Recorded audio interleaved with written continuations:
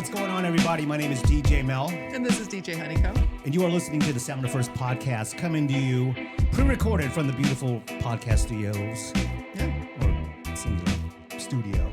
The Little Red Podcast Room, I think is what Waterloo calls it. At Waterloo Records, where you and I worked. Yeah. For many, many years. I worked 4 years. You worked, what, 10 years? I think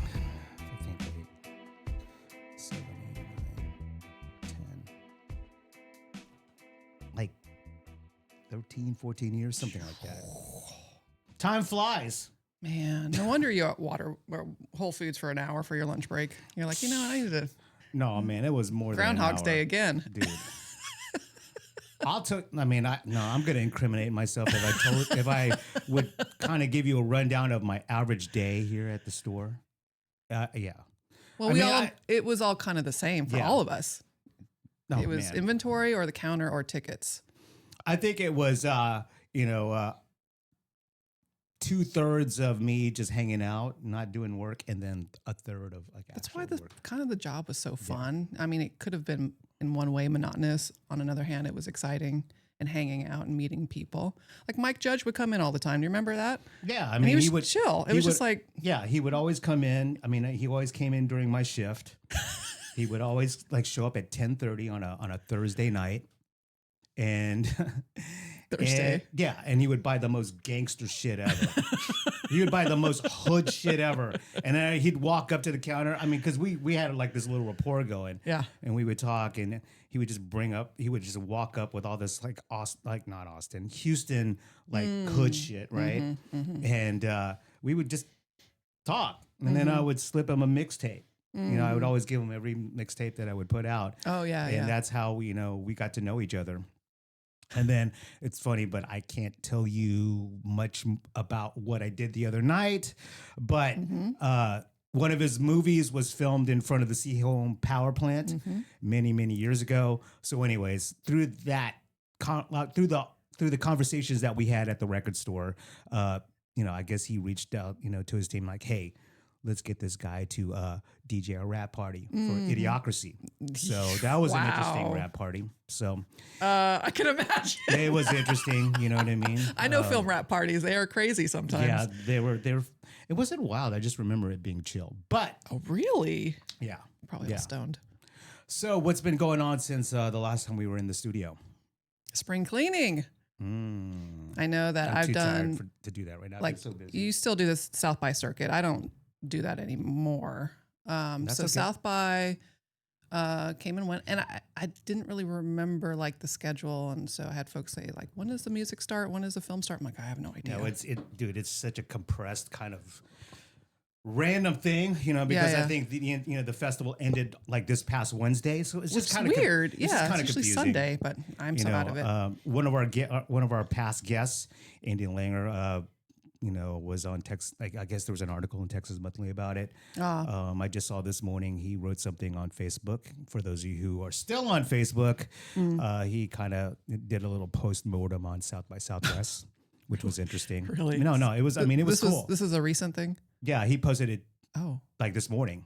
Ooh. Yeah, it was so long. I just kind of glossed over it. Okay. I didn't take the time to read it. Okay. But, I'm looking forward to reading it, as soon as I get home. Yeah. I'll check it out too. Yeah, with spring cleaning, I found some stuff, and that's what I brought here today. So we got some stuff on the table, y'all, even from our guest that we'll introduce shortly. But I'm excited to show and tell. Yeah. Spring cleaning. Did you find any unused drugs? Drugs. Not drug user. I know you're not. I'm just fucking very unexciting with the chemicals.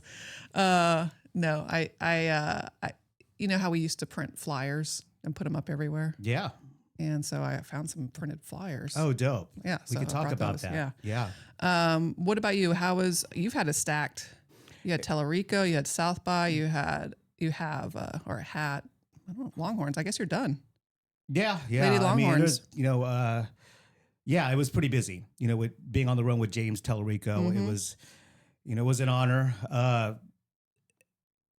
Doing the events with being on the road with him and his team was fun. what really made it fun were the folks that that were on his team because I had worked with them before. They were on the Better Work campaign That's right. a few years ago, so that's how I got to know them. So when they decided to work with James Tellerico, they hit me up like, "Hey, we'd like you to be part of this." So we're on the road. So when we were in San Antonio, right, when I was driving from Austin to San Antonio, I saw this big sign, massive sign on the way to San Antonio, and it said lifted trucks. So I was like thinking, okay, what do you think of musically when you think of lifted trucks? I think of like 80s metal. I think Like of the chick. flames in the, just flames everywhere. Oh, like monster truck or like lowrider? yeah, lifted? there's a like a car lot called lifted trucks. Lifted truck. Like trucks Okay. lifted. Like big wheels, like almost like kind of like a monster truck, but not really. Yeah. And I was thinking, like, what do you? I just immediately thought of like Rat. You know what I mean? Like some 80s metal That shit. round and round. Yeah. What comes Some Mötley Crüe around type goes shit. around. You know? Oh my god. Would you date a guy? Would you date a guy with a lifted truck? That's the question. Absolutely not. I'd date a girl with a lifted truck. Well, I that's think she'd be different. wild, yo. I think that's You know what I mean? different. Yeah. No, you would have an adventure, that lady. But a guy, I'm like, I don't know. What do you got to prove? Like, don't prove any. That just seems like a little bit of a performative It's just gesture. It's interesting. We talked about this like when Catherine was here about being at like when I went to Fort Worth, and all I saw were lifted trucks everywhere. It's not my thing. Everywhere. Yeah, I mean, But they were blasting like rap stuff, which was really interesting. Oh, All the southern rap. sure. Yeah, I liked it, but just just a bunch of dudes in a truck cruising the stockyards, listening to like Yeah, there might be, Paul like- Wall. You know what I okay. mean? Yeah, I mean, I get it. I think that's probably what's been happening, and that's the culture. And how long do you think that culture's been around? It's been around forever. I mean, like just since- truck culture. I mean, you live in Well, Texas. Okay, yeah. Yeah, I mean, it's in your DNA To have a truck, to have a truck. sure. You know what I mean? Yeah. Like, I never owned a truck. I mean, I have a 4Runner, but I don't have a truck. But yeah, I mean, mad dudes growing up that I knew in Texas. Yeah, that was their thing, like a truck. That's what you do. You know what I mean? Do you remember the Brat? Was that Subaru? It's like half truck, half car. Yeah, I remember that. And then it the had seats? Had seats in the bed, which would be totally illegal want in one of those. 2026. No. We're gonna go cruise town, and while we're at it, like, hey, buddies, Hop in like the hop back, in the guys. bed, and we'll get you killed. How about that? I think there's seatbelts on those things. Really? You think? Maybe. Yeah. Anyway, South by was crazy. I'm very grateful for any and every opportunity Yeah. that I get to actually do my thing, right? Especially in today's climate, there's a lot of DJs out there, and Yeah. so it's highly competitive. So when a person, place, or thing hits me up, I'm very grateful.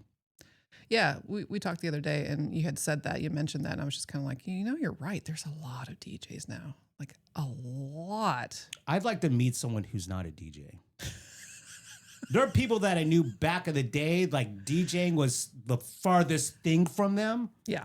Now they're like, I see them online. I'm like, whoa, you're a DJ now? Yeah.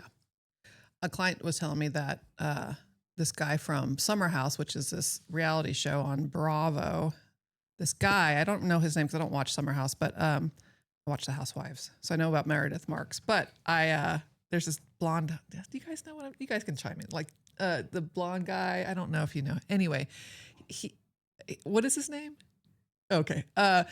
We'll get to that. He's on this reality series, and he had a drink, and then I don't know how that business went. It was kind of like, I don't know if it was an alcoholic drink. So like few drinks in, he decided he was like Tiesto or something Well, like that. he was starting to DJ the kids or the folks that were living in the house. Oh, that's And then my client was just like, "Oh no, he's actually playing a South by showcase," and I'm like, "Of course he is." of course, yeah. Unrealistic expectations. The bar is so low now, and I'm not, I don't want to sound like, I don't want us to sound like the two old guys like in the Muppets and sitting in the balcony like fucking complaining about shit. Well, it is what it is. You know what I mean? It sure is. Yeah. Like you and I have talked about a zillion times that, years from now, you're going to see like piles of controllers in Goodwills and secondhand stores and landfills and stuff like that. Because, just like with anything else, like you see PlayStations and stuff like that, old like tech just sitting collecting dust at Goodwills and stuff like that. I mean, whatever. I'm not mad at it. It's just, it's very interesting now that not everyone, but just plenty of people that I know that from way back in the day, they're like, okay, I'm DJing now. Yeah. Okay. And a lot of their goals is to DJ a festival, which is interesting to me because I never thought about ever playing a festival. I always liked the small room vibe. The smaller, the better. And so I loved that and I was content with that. And it kept growing and growing and growing. And then it just kind of exploded randomly in certain aspects of that. But I was never a DJ. I was like, when am I going to play a festival? Well, I think part of that is because you started DJing a long time ago. Mm-hmm. Nowadays, when you have a young person that decides to pick that up as a hobby and with hopes of winding up on a Coachella stage or something like that, so that's exciting to them, or EDC stage, like that's what they kind of aspire to, right? But it doesn't work that way. It sure does. Right? Yeah, I mean, absolutely. You winding up on a big stage like that is like hitting the lottery. Yeah. I mean, there's some randos that no, mistakenly just show totally. up and you're like, why are they on the billing? That's weird, but that happens. And so, but yeah, usually there's like a vetting process and you have to kind of cut your teeth in the industry for a long time or do something. Maybe you produced a track and everybody loves it or something. I don't know. Yeah. I mean, it's always been a producer's game. I mean, that's what it, it's always been that way since the dawn of man. I've had, folks that I've talked to at, back in the day, like in the early 2000s or whatever, that worked at record labels that I knew and, even magazines, whenever the few times that I've been interviewed for a magazine or whatever, they're like, do you produce music? And I'm like, no. They're like, okay, well, when you start doing that, let us know. That's a double-edged sword though, because when it comes down to like what people want to hear when they have free time and they go out is not necessarily a producer's track because that's very like nuanced. They want to hear what's familiar to them. And so there's this whole dichotomy, a war of like, they want a DJ, but they want a producer. No, but they want a producer, but they want the producer to DJ. It's just like, whoa. Well, and that brings up the other thing where the whole dilemma of the party rocker, like very technical, very really good DJ. And then there's the DJ producer where there's the producer that doesn't can trick you into thinking they can DJ. They can DJ well enough to play in front of people. Yeah. And then there's the seasoned like club DJ or whatever that has cut his teeth like from the very bottom and just worked their way up, right? Yep. I mean, we're not here to talk about DJing. This is there's a loose thread. I don't even know thread to where we're going with this. But anyways, yes. Let's go back to South by. South by was great. I was grateful to be part of it. It's been busy ever since. Been busy with Texas women's basketball. Yesterday they defeated Oregon. They scored 100 points yesterday. That's amazing. Madison Booker clocked in 40. That's amazing. Sarah Graves hit 2 in the fourth quarter, and I nearly lost my water when I saw that. I was like, "Where's my diaper?" Because I was so happy. How was the atmosphere inside the? Dude, it was nuts. Oh, it was nuts. I should have gone. It was I mean, I have it taped. I don't like using the word magical because when I hear people say magical, I'm like, dude, like stop. It wasn't that magical. But no, it was. I mean, I guess for lack of a better word, magical it was. Okay.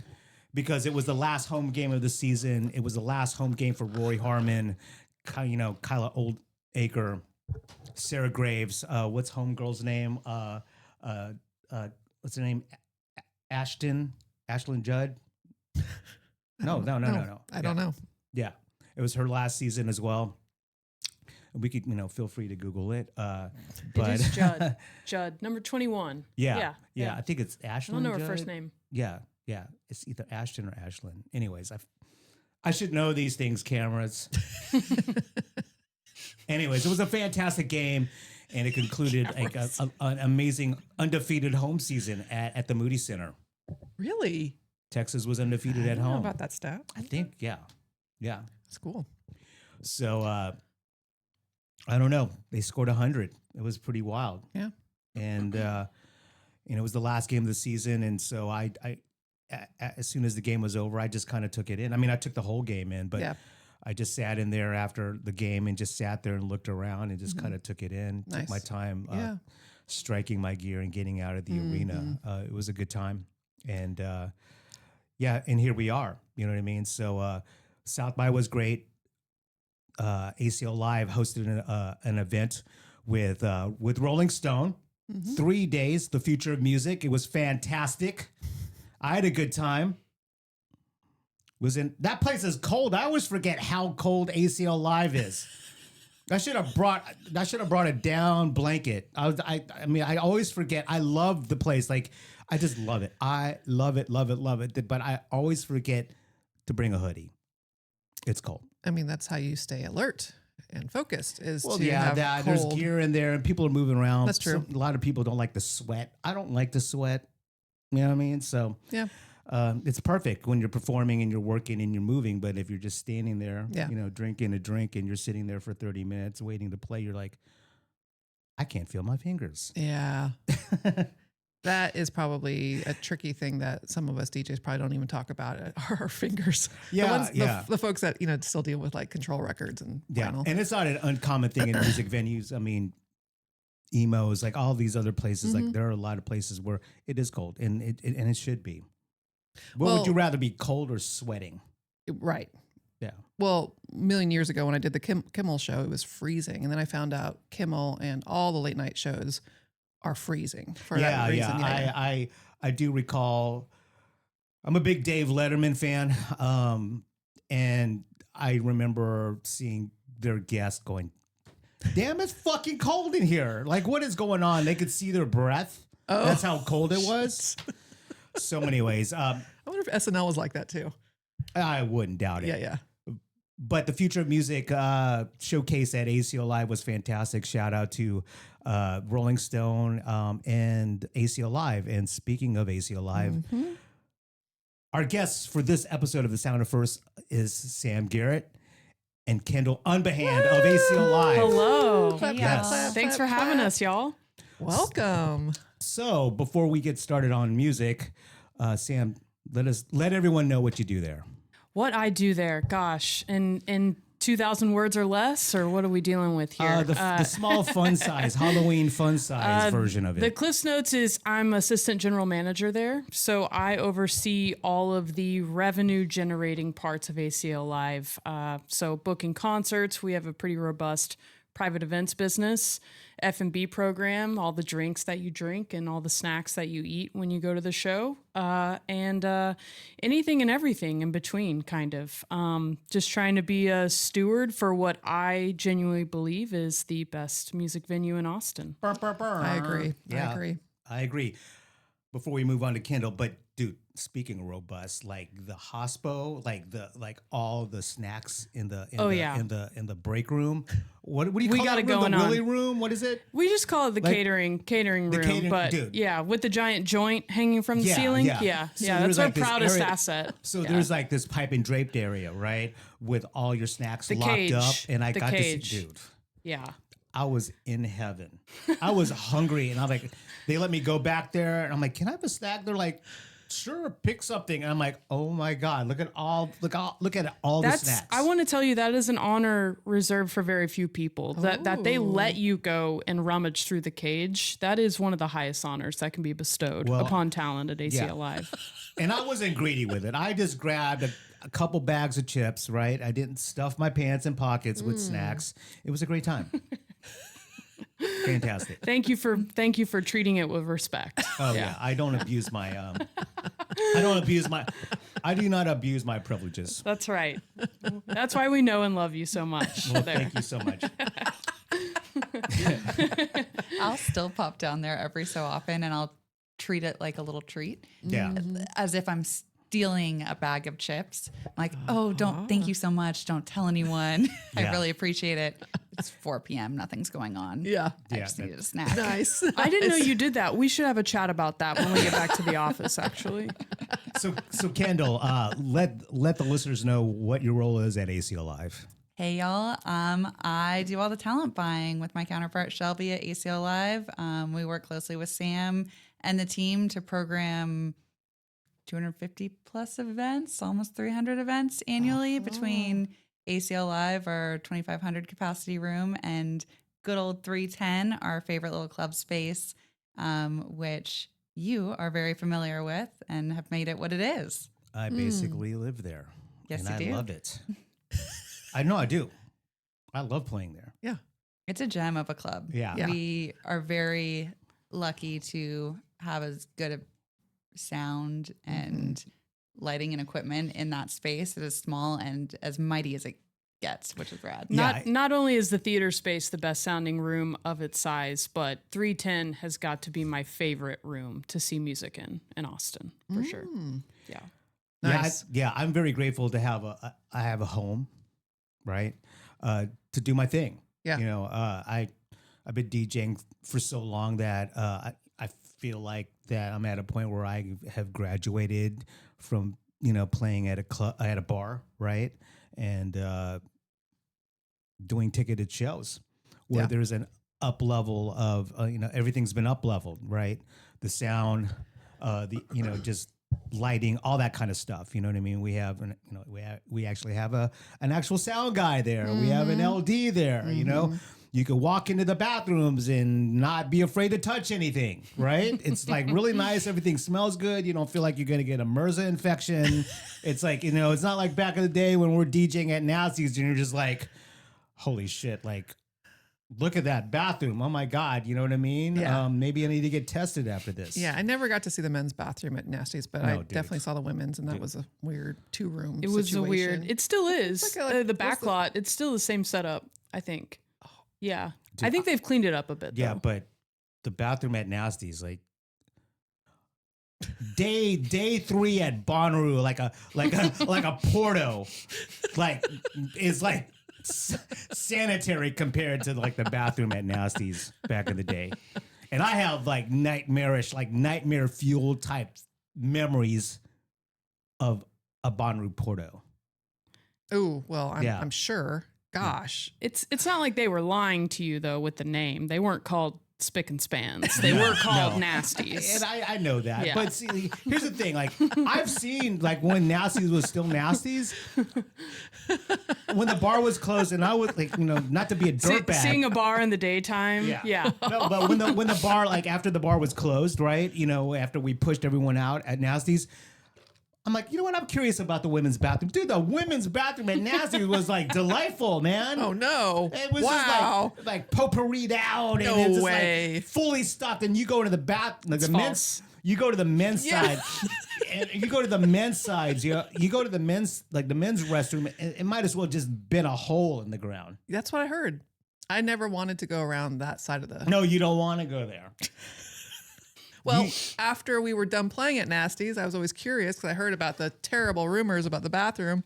I'm like, no, I'm too afraid. I just want to go Yeah, home. be glad, Rachel. Be glad that you never went because it would change you. It would change you. Yeah. Okay. Okay. Yeah. Well, that's There why. would be your life would be different. It would be pre-Nasty's bathroom and post-Nat. You know what I my mean? God. Seriously, your life would, it would. I would look like Gollum afterwards. Like, what's happening? Like, no, what are you talking you about would- yeah, it would just change you. mentally? Be glad you didn't. Well, Anyway. I mean, I think that's a great like contrast when you're at least in your trajectory and a little bit of mine. Like we work at these small dives, and sometimes they're just kind of rotten to the core. Charming, but you know, needed some repairs, and then you get to have a residency. People enjoy the residency at a place with nice bathrooms. Not only are they nice, but they're clean and they're well lit in the nice Kelvin of like light bulbs, so you can see what you're doing. And all of that is so much appreciated. But it's like, what if you started there? You probably like, well, this is just regular. So I think it's like really great to know that you are grateful for a place like 310, and you know, most of us know that it's a great spot just because it is so clean and well lit and well appointed, and there's security and the bartenders are nice, and there's a sound guy that doesn't leave his station. So, right. Which is really important. So yeah, I'm all about 310. Yeah, I am grateful. You know, when you mention all that kind of stuff, it makes me think about I can't even find the words because I'm so out of it right now, but just moving up leveling just gradually from like one level to another, like from Nasties and just doing that and playing in area bars and clubs here to finally, and then moving to the Parish where I was there for many, many years, which is a 500 cap room, and just packing it in every time for Rock the Casbah.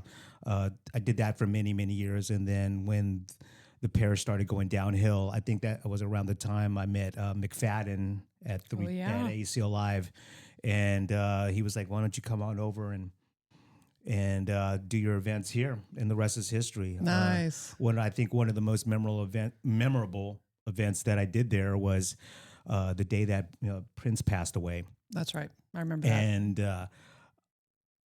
I was just so distraught and bummed out about it. I just hit Jack like, "Hey, dude. Can I play in that room tonight for free? No, I'm just gonna play Prince music all night." And he was like, "Let's do it." Nice. And we did it. And like, it was packed. It was wall to I was wall, there, no cover. Yeah. I didn't even want to get paid for it. I just wanted to play music. And it was so awesome. And we were able to pull that off in less than 24 hours. And that kind of just reminds me of how charming and how nice the relationships in Austin, how that supports one another. I don't really, I'm from California, but now I've lived in Austin longer than I've lived in California, and I never really saw that glue. But I was in the film school and doing like film stuff, and film crews are a little bit different. I feel like music's a little bit more gluey, like people are a lot more supportive of one another, but Austin is like extra supportive. And so like for you to just call this guy and you just did it, the Prince night is like, I think what Austin's all about. It is. There's so many venues that tap into each other where needed, so many artists that tap into each other where needed. Granted, we all have the name Moody too, so sometimes we get customers back and forth. But genuinely, it's such an open feeling community of, hey, I'm looking for this, I need this, I can't do it. Do you have the space or the time? Here you go. And celebrating each other's wins, which is really unique. Yeah. And you bring up a good point. It's easy as a longtime Austinite as well to get jaded on, Austin, always changing. What has it become? And then there's nothing like just a DJ night at the bar with the best restrooms in Austin to bring it back home and say, man, this is a really close-knit community that takes care of themselves and takes care of each other. Yeah. Yeah. I mean, it is. The more this town changed and like the more populated this town is, right? Bring all the people. I don't care. Just keep coming, keep moving, whatever. But what, at least for me, what makes this city is just the music community, especially the folks that have been here for a while, right? I think that we all know each other. When we need something, we could reach out to them. And at least for me, that's what makes Austin for me. Right. The more it changes, I think that the music community kind of stays the same, right? Not in a negative way, right? It's just really wild how connected we are. It's just from either living here for a long time or working with folks. It's wild how connected we are, and I love it.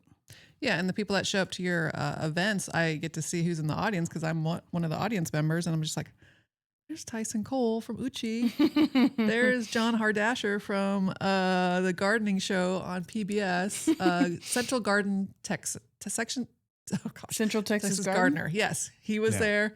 like he could be a good guest. But like it's all these people that are part of the community contributing to the culture of Austin. Home Slice always holding it down. Yes. Yeah. That's right. So I mean it's a different crew that shows up, you know, when Yeah, we're when all you're- connected, yeah. and I love it, So I think I feel like you know when things hit the fan, there's always someone to lean on here. Yeah. You know, so And I'm sure you guys have seen a lot of that in your positions at ACL, and the chapters and people's trajectory and all of that. And you get to kind of like make it happen for them. Yeah, and even before, we both come from other places within the music community in Austin, but there's a lot of growth too of, you know, who even down to like who our current production manager is at ACL Live. He started out as a stagehand, so There you go. just helping each other grow and find each other's places. I started out as a staff accountant 12 years ago at ACL, and now I've worked up to be sort of the boss. I'm like the fun boss, I think. Super fun. Kendall, tell me if I'm right, but yeah. yeah, seen a lot of changes, but it's all leaning towards good and care and care for one another. Yeah. Yeah, your walk-up music should be James Brown paid the cost to be the boss. Hell yeah. I've always loved playing that game of if you played baseball, what would be your walkout song? Yeah. And need something to note. Yeah, I think mine would be Hoochie Mama because it's just a goofball like Love Two that. Live Crew song. I would just, even though I'm not a Instrumental Hoochie version. Mama, I like that bass line. and I don't have a big booty, but I think it's a fun song. I probably would change mine. So every week, the production manager, is it Pete? Yeah. Or Roel? Okay, yeah, it's Pete. Yeah. Yeah. Pete's Roel fantastic. was also a stagehand though too. Yeah. Yeah. They both started out as stagehands. And there's so many folks on our team that started ushers, part-time, what have you, and are on the full-time staff and basically live there with the rest of us. Yeah. It's Right. great to see. Yeah. I make it a point not to live there anymore because I feel like I sure. have lived there. But every so often when I do get to go back and experience, you know, a show from start to finish, it is a magical place. And we all have 1,000,001 stories about the things that have occurred between those walls and backstage and the catering cage, not to mention. Yeah. So Stay away from that. Did you all, you know, when you were younger, was this the job that you thought in your head was going to happen for you, or was this a happy accident? Mine was very much a happy accident. Nice. Went to film school. Nice. Didn't quite know exactly what I wanted to do, but something TV production adjacent. I grew up in Orange County, lived in LA for a little bit. Everyone kind of pointed me towards a talent agency to learn it all, go that direction. I did an interview at one of the talent agencies and walked around all the film floors, and all the women were wearing skirts and heels. Yeah. And on the music floor, everyone was wearing jeans and sneakers There you go. and t-shirts. And it felt 10 to 25% less sexist. Yeah. And so I got the opportunity to go into marketing, and it was very much I could be myself. I didn't really realize that I could work in music, which was silly, but I was loving going to concerts, going to festivals. And it was this moment of, wait, this is a job. That's ridiculous. Yeah. I'm going to do this. So Nice. Nice. I also was a film student at UT. There seems to be an Wow. underlying current here. Yeah. Thinking back when I was a kid, I don't remember wanting to be anything. I just remember wanting to like play guitar and smoke drugs, and like that would be enough. I think I don't really remember any motivation, but when I was in film school, I remember wanting to be a music supervisor specifically. I wanted to set the tone, set the vibe. And that is what led me to take up DJing as a hobby. I think back on it, that's totally what it was, is I just wanted to control the music wherever I was, whatever party was happening. But then I found out to become a music supervisor in the film industry, you probably have to be pretty well connected. So I just kind of pivoted to working in the music business instead.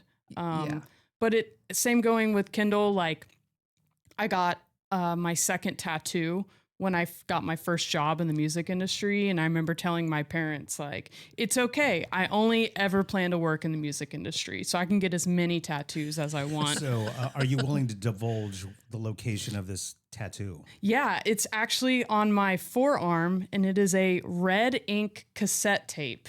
I can't see it anymore.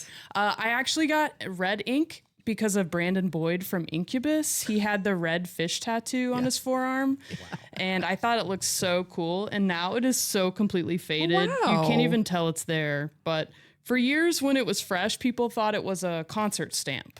Oh. And then I would get the, you know, the joke from like boomers of like, well, in 20 years, people aren't even going to know what that is. And How are you going to get a job? Yeah. And I was like, well, you're going to get a CD next? And I was like, well, that's actually not a bad idea. At this point in time, it's pretty vintage. Yeah. I need to get it touched up though. I do love it. It's a very nostalgic, emotional tattoo for me. Nice. Yeah. Wow. So Kendall, what is your first like music retail experience for you as a kid? What was that like? I was of the CD generation. So spent most of my middle school, high school by that time ripping songs off of LimeWire, infecting not my parents' computer. I'd go down to a friend's house to rip music and put on our iPods. But I remember like in first or second grade, I got a boombox so I could listen to the radio in my room.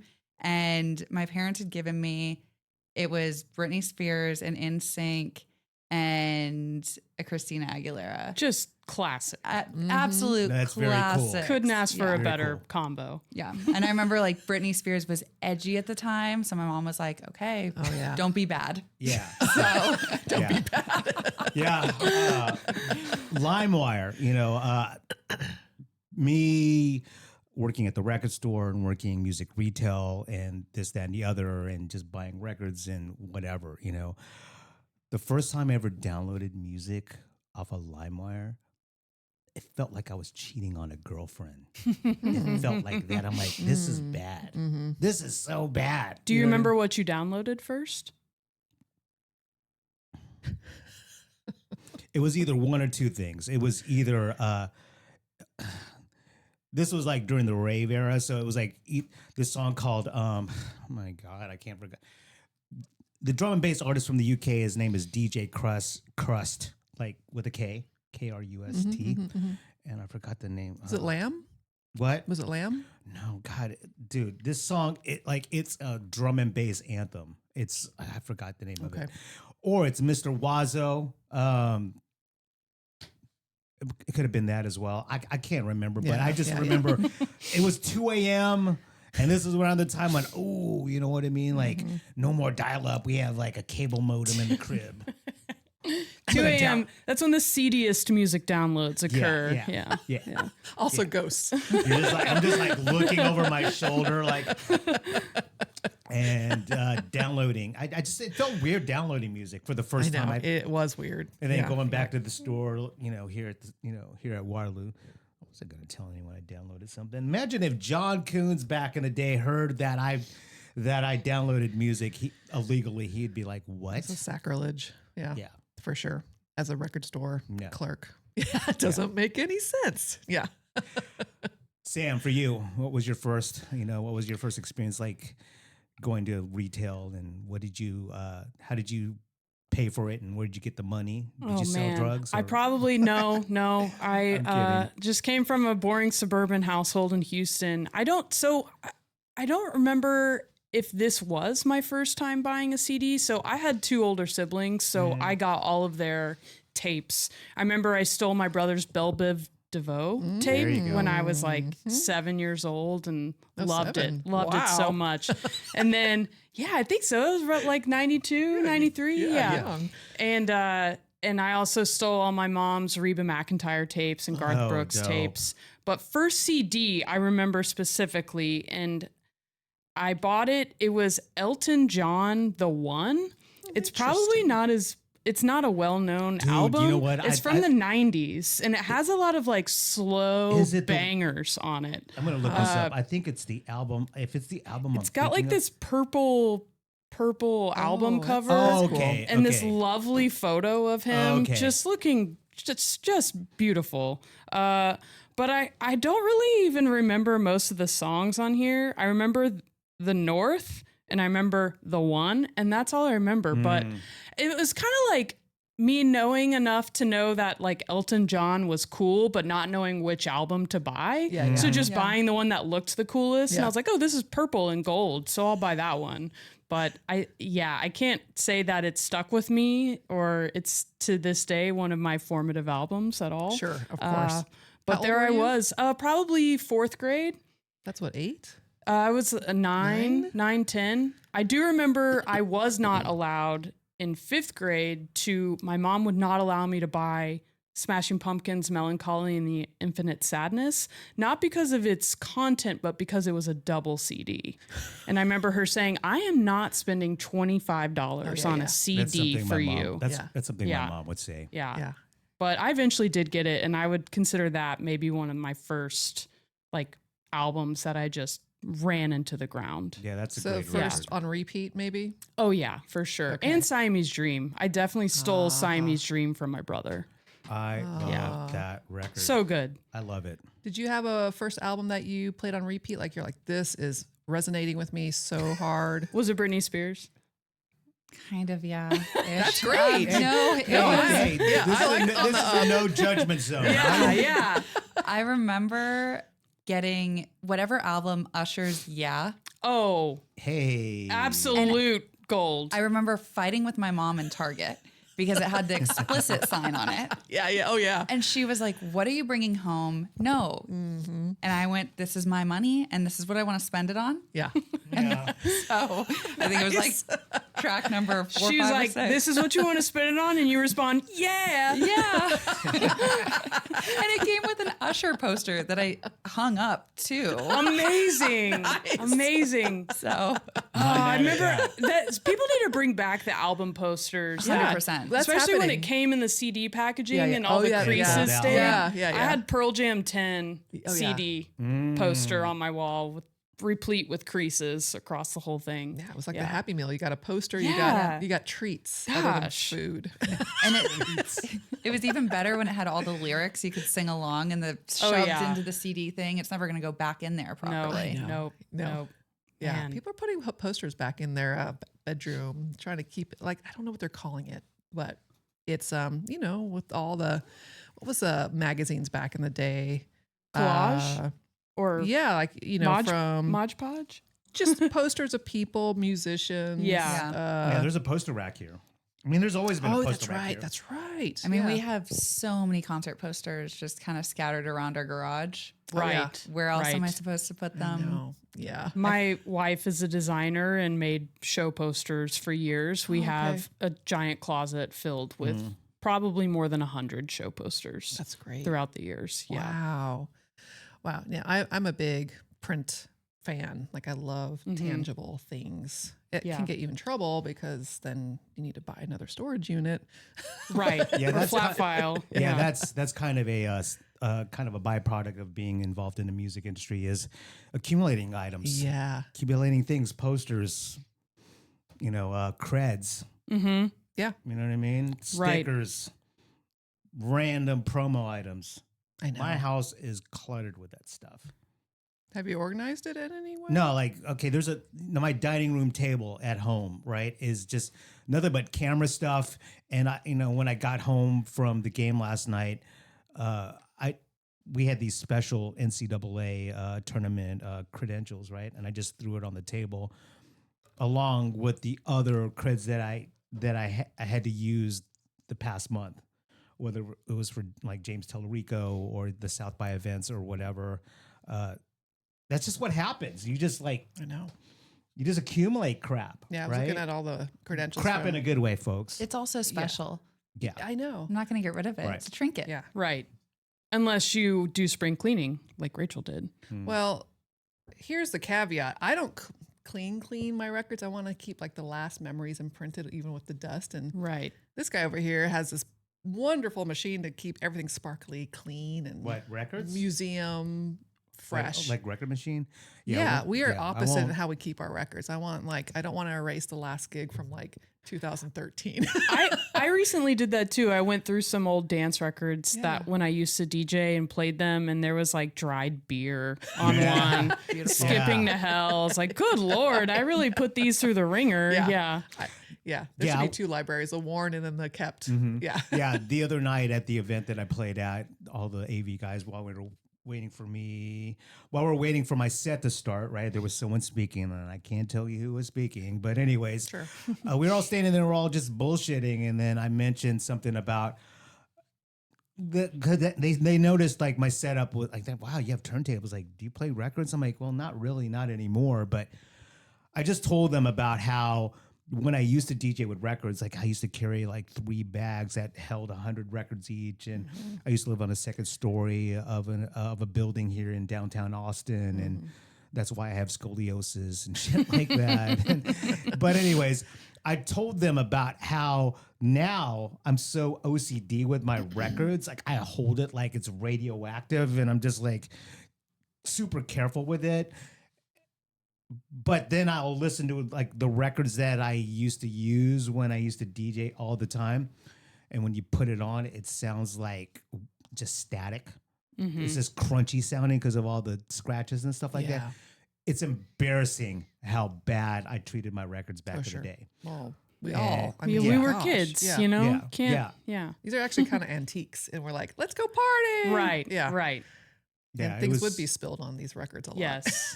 or dancers bumping into the table and your needle scratching everywhere. And gosh, I don't miss that. And that conversation led to, because the guy was like, I collect records too. And we started talking about that. And I told him like, well, have you ever found drugs in a used record? And he was like, no. I'm like, dude, I used to find weed in records. Oh, yeah.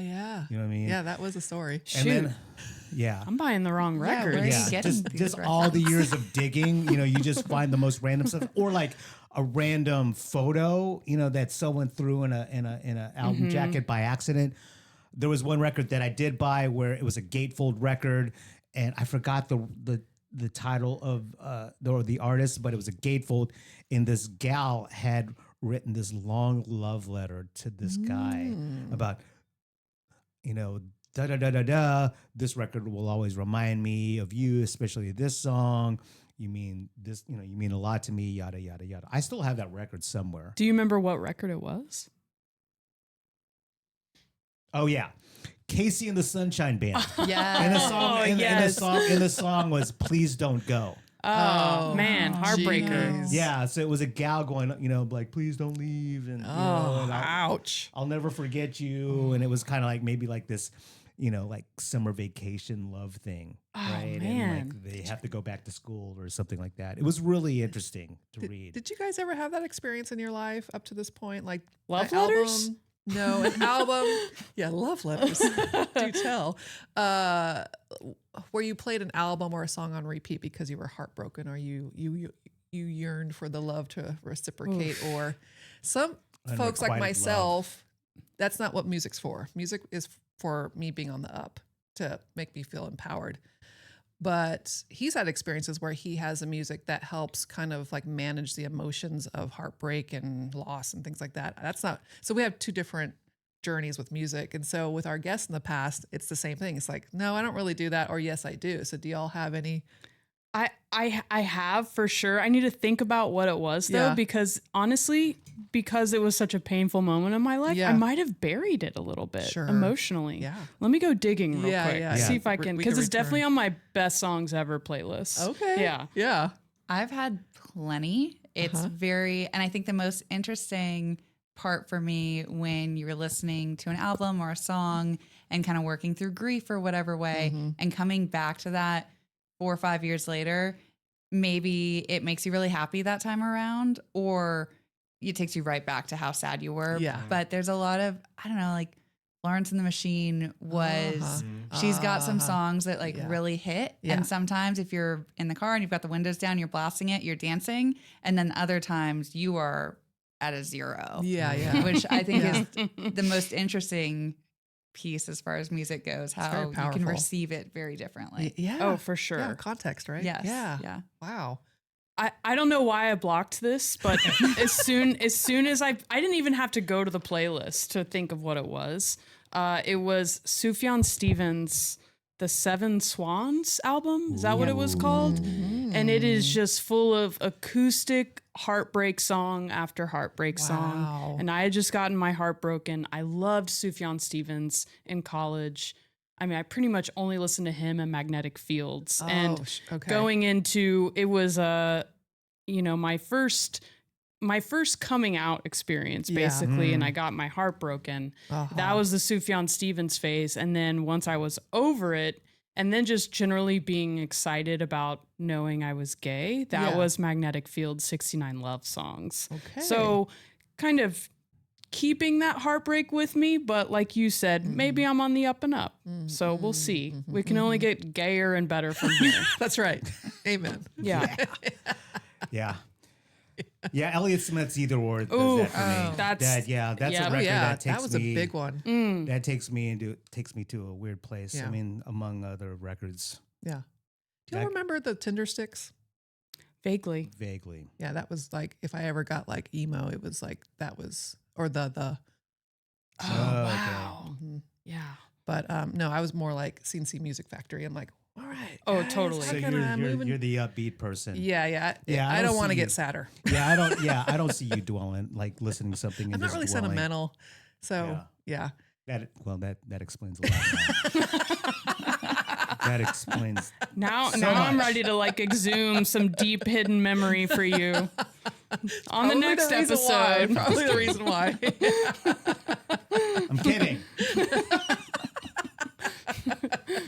Man, this coffee is now hitting. I'm glad we got coffee earlier. I don't know how you guys got the hot. Well, you got the hot version. Did you get iced? I got iced. You can only have iced coffee. Iced coffee 365, 24/7. We all went to No Comply around the corner from here, and I've never been. Kendall, you've been. I haven't been to the new one. I went to the old one. The old one. And then Mel, you've been there. I've been there, several times. Yeah, I like it. Yeah. So now I know. Definitely a gem here in town. It was great.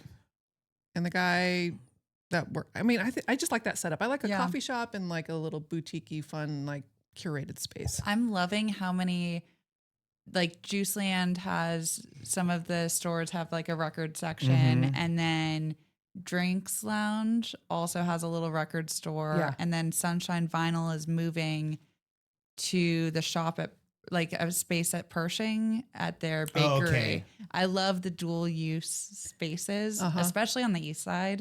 There's so many spots you walk into and you're like, wait, there's a nail salon right there. And right. Okay. You can't just be one thing. Yeah. It's kind of like back in the day, like back when I first saw this, like this was probably like the 90s or whatever, mid to late 90s, the first time I started seeing these, like when you would see a Burger King connected to an Exxon. Like, I need to go get gas. Like, fuck, I'm going to get a Whopper too. God damn, this is the best thing ever. How can I resist? A Burger King Exxon, dog. What I'm about like, the man. combination pizza? Taco Bell, Pizza Hut. Yep. That's the shit. Like, so if like you're coupled up right there, you're coupled up and you're just divided. Like, I don't want pizza. Oh, I'm gonna get like I want a taco. You guys just go there. Taco Bell, Pizza Hut. Right? Everybody's happy. Solving arguments since the 90s. Yeah. When I lived in San Francisco, there was a hot place. It was half video store and half laundromat. Oh, That's actually nice. Ooh, is it? That's really nice. Is it in? I think I just saw something recently. Mission? I don't know if it's in Austin or San Antonio. That's my sister. She lives there. God. Texas. The first time I ever saw this was many years ago. And I was on the road with the band and we wound up in Columbus, Ohio.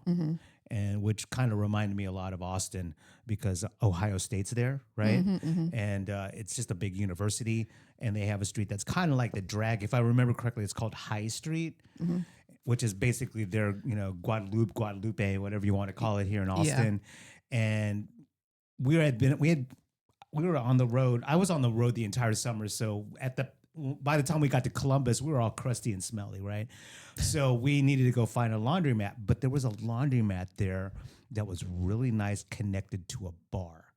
And I was like, this is the best thing ever. Oh, man. And so ever since then, even back in the day, like the day when I used to work here, I used to have like these dreams of like opening like this nice laundromat connected to a coffee house. So I think now, Perfect. It's like Quacks used to be next door to that laundromat. Yeah. yeah. So now, like, I think someone either just opened one here in Austin or San Antonio. I can't remember.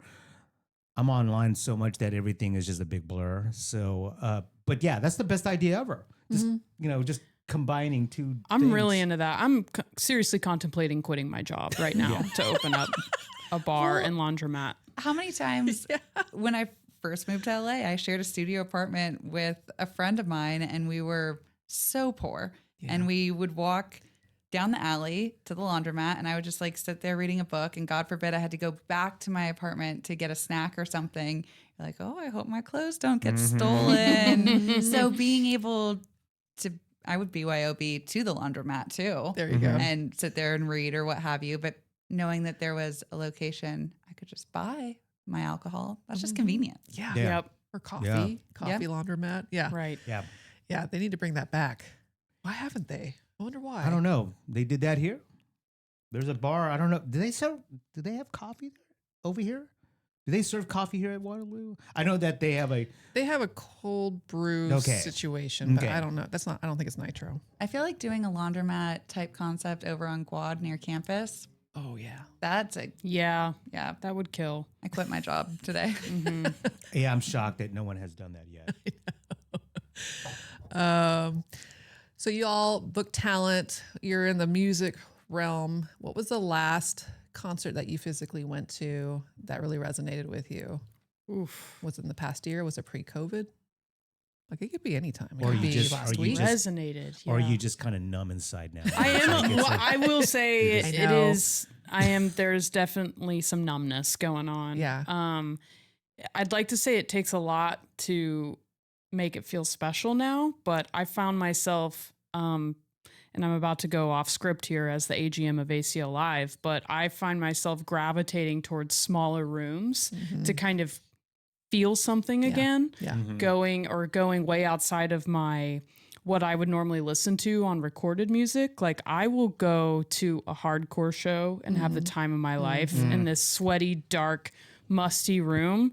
And then that'll be it. And it's a cathartic experience. Yes. And then Yeah. I go back to my air conditioned office at ACL Live and Yeah. listen to the music I'm going to listen to. Yeah. That is not hardcore. Yeah, that's kind of like how I felt when you and I went to go see Tim Kerr at Batch Kolaches. Yeah. where Yeah. Oh yeah.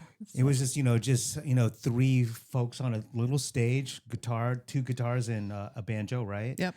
Barely amplified, nothing but just old school awesome people that have followed Tim Kerr for decades, right? And we just sat there, and it was completely like outside of my musical realm, if you will. And I just loved it. I kind of got choked up watching Tim doing his thing. Yeah. You know what I mean? Yeah. Like this is like a Texas music legend, super OG, triple OG guy. And like I just sat there and I'm like, man, there's this, when you're so accustomed to seeing like shows with like a high production value, lots of lighting, video, CO2, whatever. I don't think you guys have ever had pyro at ACL Live. But anyways, when you No, see, just cold sparks. yeah, Yeah, no pyro. Yeah. No confetti. Yeah, no confetti. Yeah, no Rule confetti. number one. Say no to confetti. Yeah, everyone hates the confetti thing. But when you just see something that simple and honest and just honest, and there's no pretension, right? And you just see that, and you see just Tim, like he's not doing it for clout. This guy he just loves music, and his bandmates do as well. It just did something for me. Yeah. How about you, Kendall? How do you, are you dead inside, or are you? I mean, I'm so tired after work sometimes. There's so many times I'm leaving as a show's kind of fans are getting there and lining up, and someone that we work with is like, oh, you're going to stick around for the show? I'm like, you couldn't pay me. And then I realized you literally pay me. So That's a common refrain. Yeah. Oh, you must see a lot of shows at ACL Live. Yeah, I'm tired. I gotta go. Yeah. I gotta go home and make dinner. Yeah. but there's so many times where I am there for a show, and I'm very, very, one of the things that one of my New Year's resolutions, or just something I've kind of taken with me the past year, honestly, so not this year, but before, is being present at a show. Cause there's so many times where I'm there for work, I'm kind of on it and doing it, but taking that, even if it's one song, I try for 3, but even if it's up one song, just going out, sitting, watching, listening, soaking it in, and then probably going home. Yeah. But a show I saw recently was at the Do 512 studio. So it was a lot of folks in the industry for Chaparral around the holidays. And I feel like everyone kind of had their phones put away and they were very into it. It was a short set. So it was very much made for people that have seen a lot of concerts, which was nice. Yeah. Love that. And it was a lovely 30 to 45 minutes. It was awesome. Yeah. Love that. Isn't it interesting? Like the energy in the room changes when there's no cell phones out. Yes. Like Tim Care, no cell phones out. It was just like, where am I? This is paradise. Right. Yeah, you know, It's different. Being present is kind of a lost art. I mean, not just at shows, but just in general. Well, it's a good case in point that people can go out of their way to be present. Still, it's not all consuming in every context of the word, but yeah. I'm very cognizant of my cell phone use at concerts. And I have a rule for myself that like I always have to catch one part of a show and then you got to post it on Instagram, prove you were there, prove it was amazing. But if I catch one and it's like a bad, like it's got to be the best part of the song. Be like, this is where my emotions were at peak level during the concert, and everyone can share in that emotional experience with me. And then I'll put it away, and it's like I want to turn around to the people behind me and be like, that was it. That's all I'm gonna video today. So don't worry about me anymore. I'm locked in to the show. I love a Yonder show when you get your bag put away in phone jail, or your phone put away in phone jail. I mean, phone jail. It's great. I haven't experienced that in a while, but yeah, that's the best idea ever. Yeah, I went to see Raphael Sadiq at Paramount, and it was phone jail. Love and phone people jail. were restless, and I was like, ooh, I wish he would be playing at the Elephant Room or something small. Oh, wow, yeah. Because it was like the general audience of America that love Raphael, and they just weren't used to like not being without their phones. Right. And it was I'm like, I think some of these folks probably don't even live in Austin. You know, this is like a treat for them to come into town and experience this. So that was a little disruptive, but I enjoyed it at the same time because I'm like, oh, I'm here. And he actually did it to speak freely and talk about some stories that he didn't want published or recorded about folks he worked with in the past that he didn't care to work with ever again. Things like that. Right. And that makes sense. Yeah.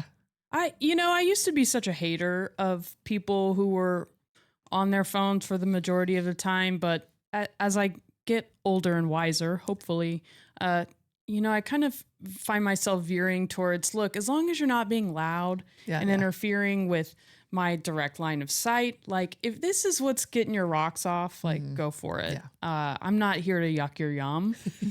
Unless you're being an asshole about it. And that's when, that's when you got to say something. Someone with an iPad at a concert? I think That's I have. my mother. I think I have. Yeah. And there was a thing when Oh boy.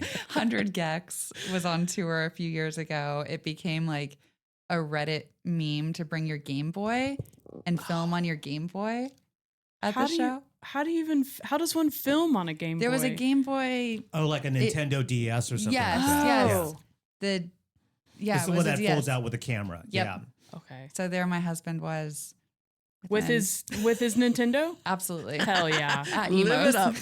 Hell yeah. And there were hundreds of people with their Nintendo. Okay, maybe like 50 people. That's it was cool. That's It was cool, as great. opposed to like someone bringing in like a 13-inch TV, which is an iPad, to a show. Like that's so fucking obnoxious. Rolling it in. I'd know love what I to mean? see like a 90s camcorder at a show. my God. That would be sick. Yeah. You know, it's also coming back, and it's almost like strange in one way, and I'll get to that in a second, but wires on a headphone. I love my wires on a Whoa, headphone. yeah. What I can't. Yeah. That's I a can't thing do now, it. right? It's in, and it's to the extreme was it out? context. Well, the pods, like The the AirPods. Oh, yeah. I see. But one of my AirPods broke. I'm not rich. Oh, I can't get one AirPod. I had to buy two. That felt stupid. I was mad at the Apple store. So Well, the argument also Wires. is quality of Bluetooth is actually not very great sound versus a wire is better Right. sound. Yeah, and I think some folks are kind of weirded out about maybe radiation or Bluetooth. Well, it's all over anyway, but you know, Right. like if you Yeah. get 5G. cut- Yeah. I'm going to start growing horns. I'm going to get a hunch in my back because of 5G. Stop it. Give me some. So, Nintendo DS okay at a show. Okay. I agree. Limited use of your phone at a show is Yeah. okay. What I can't stand are folks having a full-on conversation during the show. It's straight to jail. Yeah. Yeah. Yeah. Monopoly. 911. Yeah. Straight to Huntsville. You're going. Yeah. You're going. Like, what Yeah, are you talking about? Yeah. And why do I hear it? Yeah. The icing on the cake is when they're having a conversation and the two people reach a lull in the conversation, and one of them then turns their attention to the band and goes, "Woo!" really loudly. Like, you're not even watching the show. What are you wooing about? Yeah. Can't stand it. I just love this. I love this conversation. Well, I think I love it. all of This us, is great. maybe when we were younger, we had some friends or maybe ourselves as well, but you know, we were stoned all the time. And so we would go to Stubbs in Who? my case. Us? I mean, Me? Stop. Never. we would go to Stubbs and watch a show, and my friends just be talking up a storm. And I'm like, I want to listen to the show. And so anyway, Brenda said to me, I can't believe it. It's just like, this has nothing to do with anything. But because they were high, they were chatty Cathy's. And it was just Right. like, oh my Right. God, That shut is- up. That is a trajectory when you're high that I am not familiar with.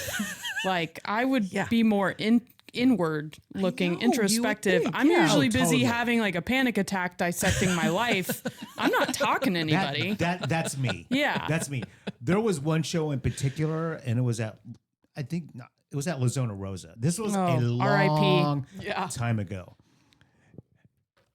I was there. I just don't remember it. and it makes sense now because the band is Air. I was at that show in like 2004. Yeah. It I was like don't- their second US date. Yeah. That was a Yeah, you magical were there, show. dude. I was there. I don't remember a thing. That's I don't remember hyper things. It was sacred. such a great show. I remember that too. I was definitely stoned then too because I was underage. I don't remember. Yeah, I don't remember. So I couldn't drink. I don't Yeah. remember a fucking thing. I don't remember it. Maybe I that was- have the ticket stub. Oh gosh. You know, Yep. the kind of like the red, white, and pinkish like direct events Yeah. ticket. Or Yep. whatever. Yep. Oh, that's Yeah. sick. Yep.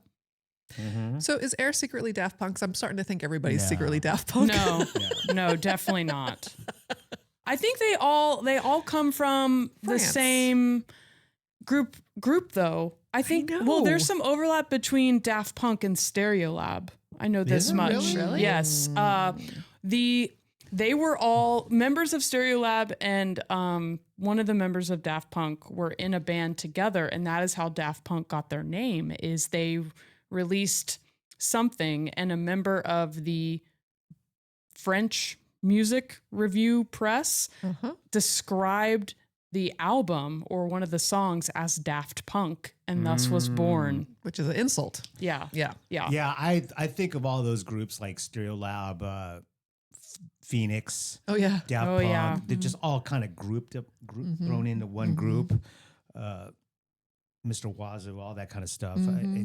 I just think of them as just being like in this same kind of like they're related. Yeah. Yeah. Yeah. Right? Yeah. Same movement. 'Cause there's- expression. Yeah. Yeah. Wow. Air. That's Air. crazy. Great memory. Great show. Yeah. And Lozona Rosa, missed that venue. I know. Great venue. I think every show that I ever went to, I was messed up. From what age to what age? I don't remember. Gosh. I just remember in the early 2000s, I think I was just totally tore up. Every show at Totally tore Lozona up. Rosa, just totally done. Do y'all remember when you first, I don't know if anyone was like drinking underage, because I was. But like obviously you couldn't drink at shows. Yeah. And those first shows when you were 21, going to public concerts and being like, oh my God, you mean I can have as many beers as I want? And I would say I don't remember those shows in Yeah. that like 2-year period. My early Yeah. 20s Coachella experiences. There's one Saturday I don't know. Yeah, Could have totally. happened. I think I had a nice time. Yeah. So you can relate, Kendall. Totally. My husband was a a paramedic for Travis County for 9 years and ended up going to search and rescue. But when he was paramedic, he did ACL. He was like there, and he had a lot of stories to tell. Yeah. And one This of is them, ACL Fest. ACL right? Fest. Okay. And there was one day where a guy was freaking out in a porta potty. Speaking of porta potties, so they grabbed him, laid him down, and he was just tripping. And they found in one pocket more drugs to take for later in the day, and in another pocket a bunch of condoms and ecstasy. So he had a plan to have the best life. Yeah, he was prepared. Yeah. Best day ever. Yeah, That and I'm never just kinda happened. Like, where is he now? I will never forget. I was working Flogna, and He's there was probably this, running something in Austin. Yeah, it's probably. Yeah, I was about to say he's high up there. he's high up for sure. I was working Flogna, and there was this gal that was taking a nap under a tree outside our little area. And we're like, okay, a bunch of gals working. We're like, okay, we'll keep an eye on her. And then an hour later, we're like, oh, she's still taking a nap. Oh, she's breathing. Okay. Well, we got to close this up. We got to take her over to medical. And I like kind of woke her up, and I was like, hey, girl, how you doing? And I was like, hey, do you know where your friends are? Do you know what you're doing today? And she goes, well, I went to a music festival. And I go, no, You're still here, baby girl. I said, you're still. And she like comes to, and she's, we're still here? It was the most, this poor thing. I took her over to medical. I was like, good, get her water. Yeah. Yeah. So she was mortified that she was still in this nightmare. Yeah. Yeah, music festivals, concerts, whatever. I would be boring if there were. You didn't You have got to alcohol do or it at least drugs. once. There's an adventure. It just, you know, like having people under the influence there. That makes it fun, right? Yeah, yeah. For sure. Kendall, you guys will appreciate this. I think it was, I don't know. We started Perry Stage in 2008. I was there. So I think the first year we had the small stage, and then we moved over to the other side of the park, and then we had and then the stage after that was in the round, and then we kind of moved over to the stage that we have now at Perry Stage in Chicago. And so the first year that we had that stage, I just remember this was the last day of the festival. That it was right before the headliner, and I'm like just standing there like, man, we did it. It's the last day of the festival. I could, fly back to Austin the next day. It went by fast. I thought it was going to be long. Yeah, we were all tired. I was tired, whatever. I'm just standing there just kind of having a moment. And then out of nowhere, I don't know how this guy got through, but this guy on stage hops on stage fully naked. Oh, Hell yeah. Oh. Just flopping, just like jumping up and down. Yeah. And I'm like, Flop City. and I'm just kind of going, I'm like, I'm not going to chase this guy. Like, who's going to chase this guy? Who's going to security, like everyone's like looking at each other like, who's going to grab Who's this got thing? him? I'm not going to get near a naked dude. Would you chase a naked dude? No, I'm not going to take, no way. That's God. between him and someone else. Yeah. That's called the rodeo. So who did step up? I think it was just someone from security. They just like, okay, dude, like, I don't know if I could ever just like put just grab a. Do you think the guy was tripping, or he just wanted to be a Oh, streaker? dude, he was probably on acid, dog. So do you think streakers even like exist anymore, or do you have to they be high totally to do. be They naked totally now? do. There was this- Wasn't there a recent streaker or something? It's like a soccer game or something? or the Just for Super Bowl or funsies? something Yeah. like that. Yeah. Wow. Yeah. That's refreshing. You don't I have to think be the on penalties drugs. are just much harsher nowadays. Yeah. In today's political climate. Yeah, You know, I don't like, think people do that. I don't think people are gonna, get naked and run down the quad on campus. You know what I mean? Run through mean- the quad. Like, we're gonna run through the quad.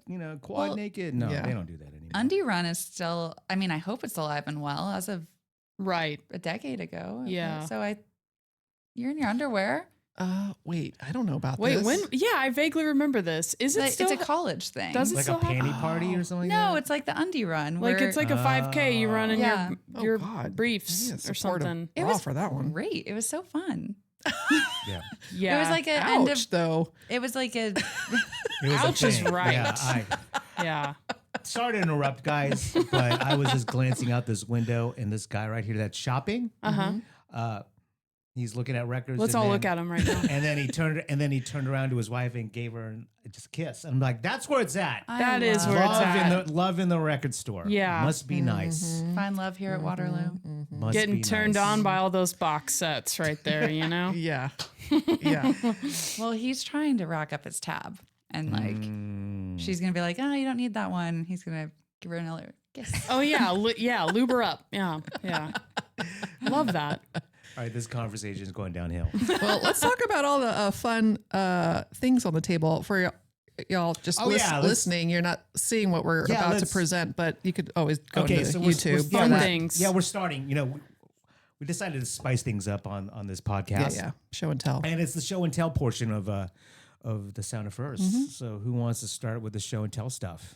One of our guests. Kenny? I'll start here. Yeah. My first record on top. This was one of the more recent ones. It is an original pressing.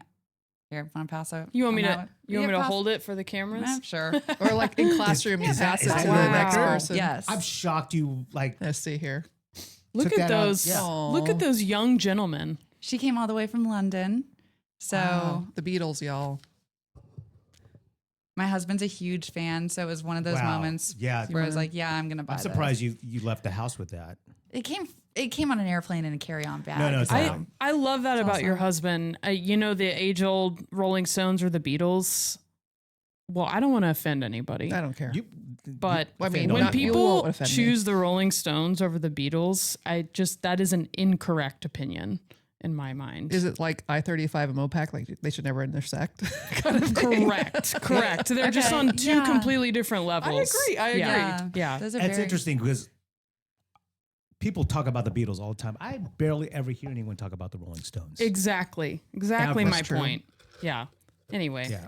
Well, in that realm of stuff, I also So Rolling Stones. No. Fleetwood Mac. Oh. Just classics. Nice. Which So, album you got there? This is Tusk. It was my mom. My favorite Fleetwood It- Mac album. Yep. And also growing up Southern California, Tusk became Yes. like the unofficial USC fight song. Oh yeah, too. because there's a track off that album, the music video where they're in what is it? At the Coliseum? At the Coliseum and the bands in the video, Yeah. USC bands in the video. What song yeah. is this? Tusk. Oh, it is Yeah. Tusk. Yeah. And It's a really cool music video. Jordan and I went to San Antonio and they were doing the Alamo Bowl pep rally where they're on the boats. And I'd never seen anything like that. It was so rad. Wow. And Nice. USC's marching band was there playing Tusk, and I found myself doing, and to be clear, me in sports, I'm pretty Switzerland across the board, but I found myself doing the UCLA Tucks. Yeah. Because you just Yeah. grew up around it, and it's very much that. That's very cool. I had no Nice. idea that existed about the album or the song. There we go. You got to check out the Tusk music is video. sort of a banger too. It's got that Such drum a beat the whole banger. time. Yeah. I have a great memory with that album with Ian Orth. You guys know Ian? Yeah. Yeah, he used to work here. Yeah. I worked with him for a long time, and his parents had a beach house in Port Aransas, or I think for a long time. And we went down there with him and driving around in his CRV with nothing but Fleetwood Mac Tusk on the whole weekend. Wow. It is a great, solid memory of mine. The song Sarah on that album, really great song. I found out a couple weeks ago, hard to karaoke to though. Yeah. Difficult karaoke song. Did you have the microphone? Yeah, I had the microphone. Oh, yeah. oh. There you go. Just hum along. Kendall, anything else you want to talk about or show us? Well, this one's also super nerdy. This is the Buffy the Vampire. that's great. Hey. Wow. What's that in this- the back there? Oh, it's got a sleigh bill. Wow. So speaking of Sleigh bill. speaking of all the little goodies, but this was the Once More with Feeling musical episode they had done. And before I even Nice. watched the show, I remember my dad had the CD and would just like play it in the car for whatever reason. Your dad had this CD. Yeah. I love this. That's very cool. Buffy the Vampire Slayer was one of those shows that I have seen God knows how many times through. Me and Yeah. my sisters had all the DVDs from Costco. Oh, yeah. And Yeah. It's amazing. Hand that over. I got to see And that. not, and not playbill. one of you That's turned super out gay, cool. though. Isn't that a thing? Like Buffy the Vampire Slayer, if you watched it when you were little, you're probably gay now. I mean, they really did have one of the first like lesbian relationships Right. on screen Right. too. Yeah. But I do remember in that episode, I think Willow and her partner are hooking up, and I remember my dad like fast forwarding through. I'm like, of course. Now looking back, All the I'm fast like, forwards. Yeah. nothing happened. Do you think that like music and movies or whatever will make you turn you gay? You think? Well, interesting topic, Mel. I mean, you might be born with it, but Okay. And I ask It you can this give because you- like I don't know shit about anything. give I you always the say license. that. I don't know shit about anything. So I'm just. I mean, it's an honest question. Or a devil right? worshiper. one of the two. I love this. I think no, you're onto something here. It may not turn you gay, but it will facilitate feelings of great. comfort. Okay. And feeling one with a certain community, I'm sure. Yeah. So like, Yeah.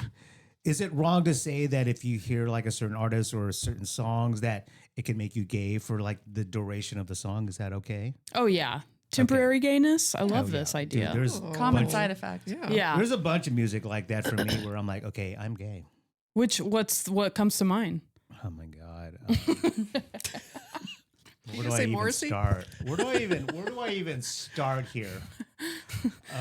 There's a song by Alicia Myers called "You Get the Best from Me," and it's just like, you know, she's just wailing and singing about how she's just crazy about this guy, and she hopes that this guy feels the same way. But it's kind of a diva-like track, right? There's just like, I mean, if I listen to a Erasure track, yeah, I'm just immediately like, okay, you know what? I'm gay. I'm gay. Mm-hmm.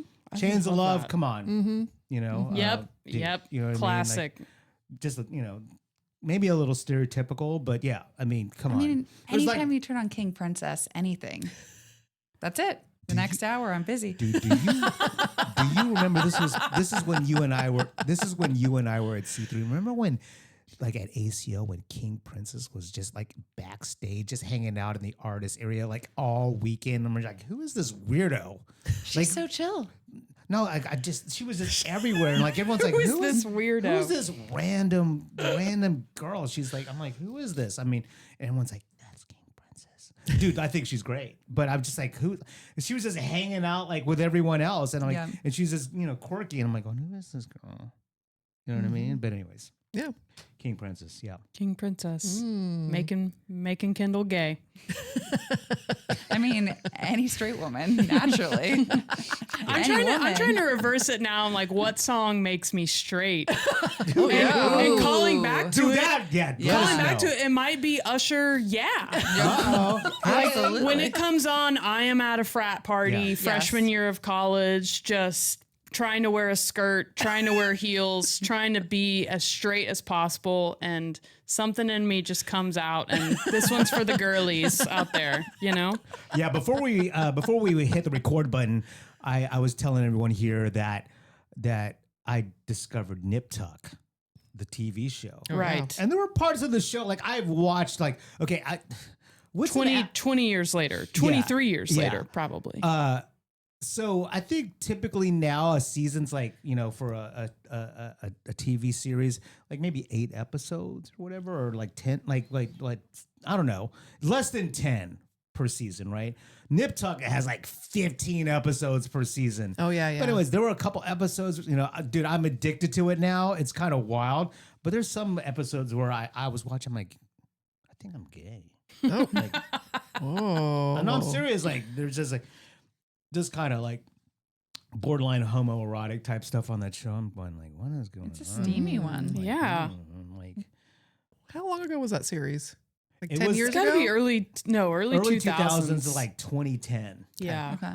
I need to check it out. Yeah. Dude, it's so crazy. Did it age well? Oh, yeah. Yeah. Okay. No, Apparently for Mel it did. It did. But what was wild was I didn't know anything about the show when I started watching it. They were on fucking flip phones. I'm like, what the fuck is going on here? They're on Motorola flip phones. Yeah. And then as like the season progressed, then you saw everyone using like, the very first first iPhone. Oh, yeah. But everyone, like, dude, that show was wild because everyone's fucking everyone on that show. It was so crazy. And the music placement and the music supervision on that show, top notch. There's so many Top notch. TV shows of that time. I always think of the OC as their music placement. Beautiful. Honestly, defined what's on my iPod. Yeah. Yep. Very much so. Yes. I remember buying albums because they played on the OC. Yeah. I remember Yeah, I remember that show. downloading stuff in middle school because it played on the OC. Yeah. Do y'all remember Phil Collins in the Air? You know that song? Yeah. Yeah. Okay. So I remember, and I went to rewatch it on Tubi because I love Tubi. The first couple episodes of Miami Vice, Don Johnson. Wow. Yeah, And that they show was play it on- in the that song was first- on the show. First or second episode, and I'm like, I think this is when the song blew up, is because Miami Vice. And then Was it Phil Collins on that show? Like I think he was Some on that people Special series. guest Yeah. star. Yeah. Interesting. And just the licensing of music back then was different. And Yeah. I miss it. I miss it because I Yeah. feel like film and music should be cousins, like good cousins, Absolutely. Yeah. not strangers, not this like posturing to kind of like create whatever, just for the movie. Like that's anyway, but I'm just like, oh man. And so I feel like maybe Nip Tuck, that era might have been the last chapter of, And there Yeah, was, yeah. It wasn't- commingling of yeah. It wasn't cost. Maybe back then it wasn't cost prohibitive. It wasn't really right. so Yeah. like cost prohibitive to get the clearance for those songs because I'd watch it like and the songs that would just kind of just pop out of nowhere. I'm like, what the fuck? This is crazy. well, there's You know? also so many cartoons that had like Phil Collins on the Tarzan soundtrack, and then Brian Adams, Hans Zimmer on Spirit Stallion of the Cimarron soundtrack, like the horse movie. That soundtrack Nice. slaps. Like it's real. That's But dope. also, what music supervisor Yeah. made that magic happen? Right. Yeah. Yeah. I feel like now it's more bespoke. You have recording artists or current artists making the entire film score now. which yeah, Yeah, which I don't I'm know how I okay feel about with, that. but You're right. sometimes Yeah. it might strike gold. or one note. Yeah, That's it. Yeah, Yeah. yeah. Um, I'm thinking of I don't know his real name. One O Tricks Point Never. He did the soundtrack for Marty Supreme. I haven't Oh, seen the okay. movie yet, but I love One O Tricks, and I just know that if I were to listen to the film score, regardless of context, I would probably love it. But trying to reverse the situations if I'm just watching the movie, if I'm even registering what the music is going Yeah. on in Yeah. it. Yeah. Yeah, Goodfellas is a really good example of music placement and just Mm-hmm. it just being just packed with music. Yeah. I don't Yeah. think I don't know. I don't think they make movies like that. I don't know. Do they make movies I think with it's like too expensive now. Like crazy soundtracks anymore? You know what was Yeah. a good recent one? Is it Baby Driver? Ooh, Yeah, that one had a That good was one. a Absolutely, good one. that was a We- good one. We got that soundtrack on vinyl, and it Nice. was so worth it. yeah. So if I remember that movie correctly, the driver, the kid, right? Yeah. He was like rocking an iPod, right? Is that what it Think was? so. I think so. Yeah, he was- Yeah. yeah, he was when it's listening- time to drive. Yeah. Yeah. Very cool. Yeah. Yeah. I still have my iPod. Yeah, that is a lost art. They really don't make soundtracks like they used to. I remember going back to first CDs we bought, I definitely had the Dazed and Confused soundtrack. That's a good one. The Forrest Gump soundtrack. That's a good one as and well. like just bop after bop. Yeah. And Yeah. like, yeah, man, let's bring it back. Come on, Yeah, we talked music to- supervisors. yeah. Well, I was reading about music supervision, and there is a couple people who've been in it for a long time. They're creating this kind of a collective to teach future generations because they don't want the art to be lost. In that said, they also kind of have to reveal and be transparent what the role actually is. And it's like 90% of the time you're on the phone just asking for permission. Right. Yeah. And that kills the expression of music half Yeah. the time. Yeah. I get it. Because you got to ask this person and they'll get back to you because they got to ask this person. It's just like, yeah, you know. there's levels to clearance. So it's probably to artist, streamline. songwriter, whatever. Kind of a label. unknown downside of the democratization of music, Yeah. so Yeah. to speak. Let's give all the power back to the major labels. Why not? You know? Well, there's so to many work it out, yeah. like samples and stuff that you can't get away with using. What was the Beatles Jay-Z mashup album? Oh, yeah, the gray the album. Gray album. Yeah. Like Danger Mouse? Danger Mouse, Mouse. Yeah. That yeah. would not exist in this day and age. No. And even now, you cannot find it on streaming. We have a bootleg record of it. Yeah. So when that record dropped, it was actually pressed on vinyl, and then what is it the RIAA or whatever it is, they clamped down on it, and we had to pull all those records from the shelves here. Wow. I actually was able to get a copy of it. Well, That's yeah. kind of funny. Wow. But you can't get away with that. You know what I mean? Like I mean, you can't. So Yeah. Anything else in your stack, Kendall? Last thing Last in but not my least. stack, Japanese Breakfast did a Oh, video nice. game album for this video game called Sable. show us the gatefold. What's the gatefold looking like? Open her up. Let's see.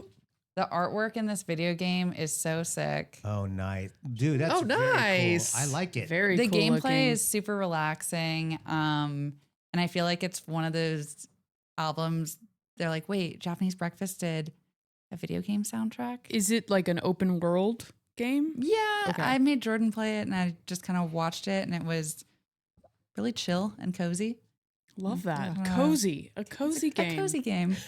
Yeah. No, I love that the artwork illustration. Have you listened to the album before? I'm going to now. But Throw it yeah. on. It's very much like a Is it more ambient? work Yeah, yeah. or study. No, kinda nice. ambient. It's one of my sounds. favorite So- genres lately. Ambient.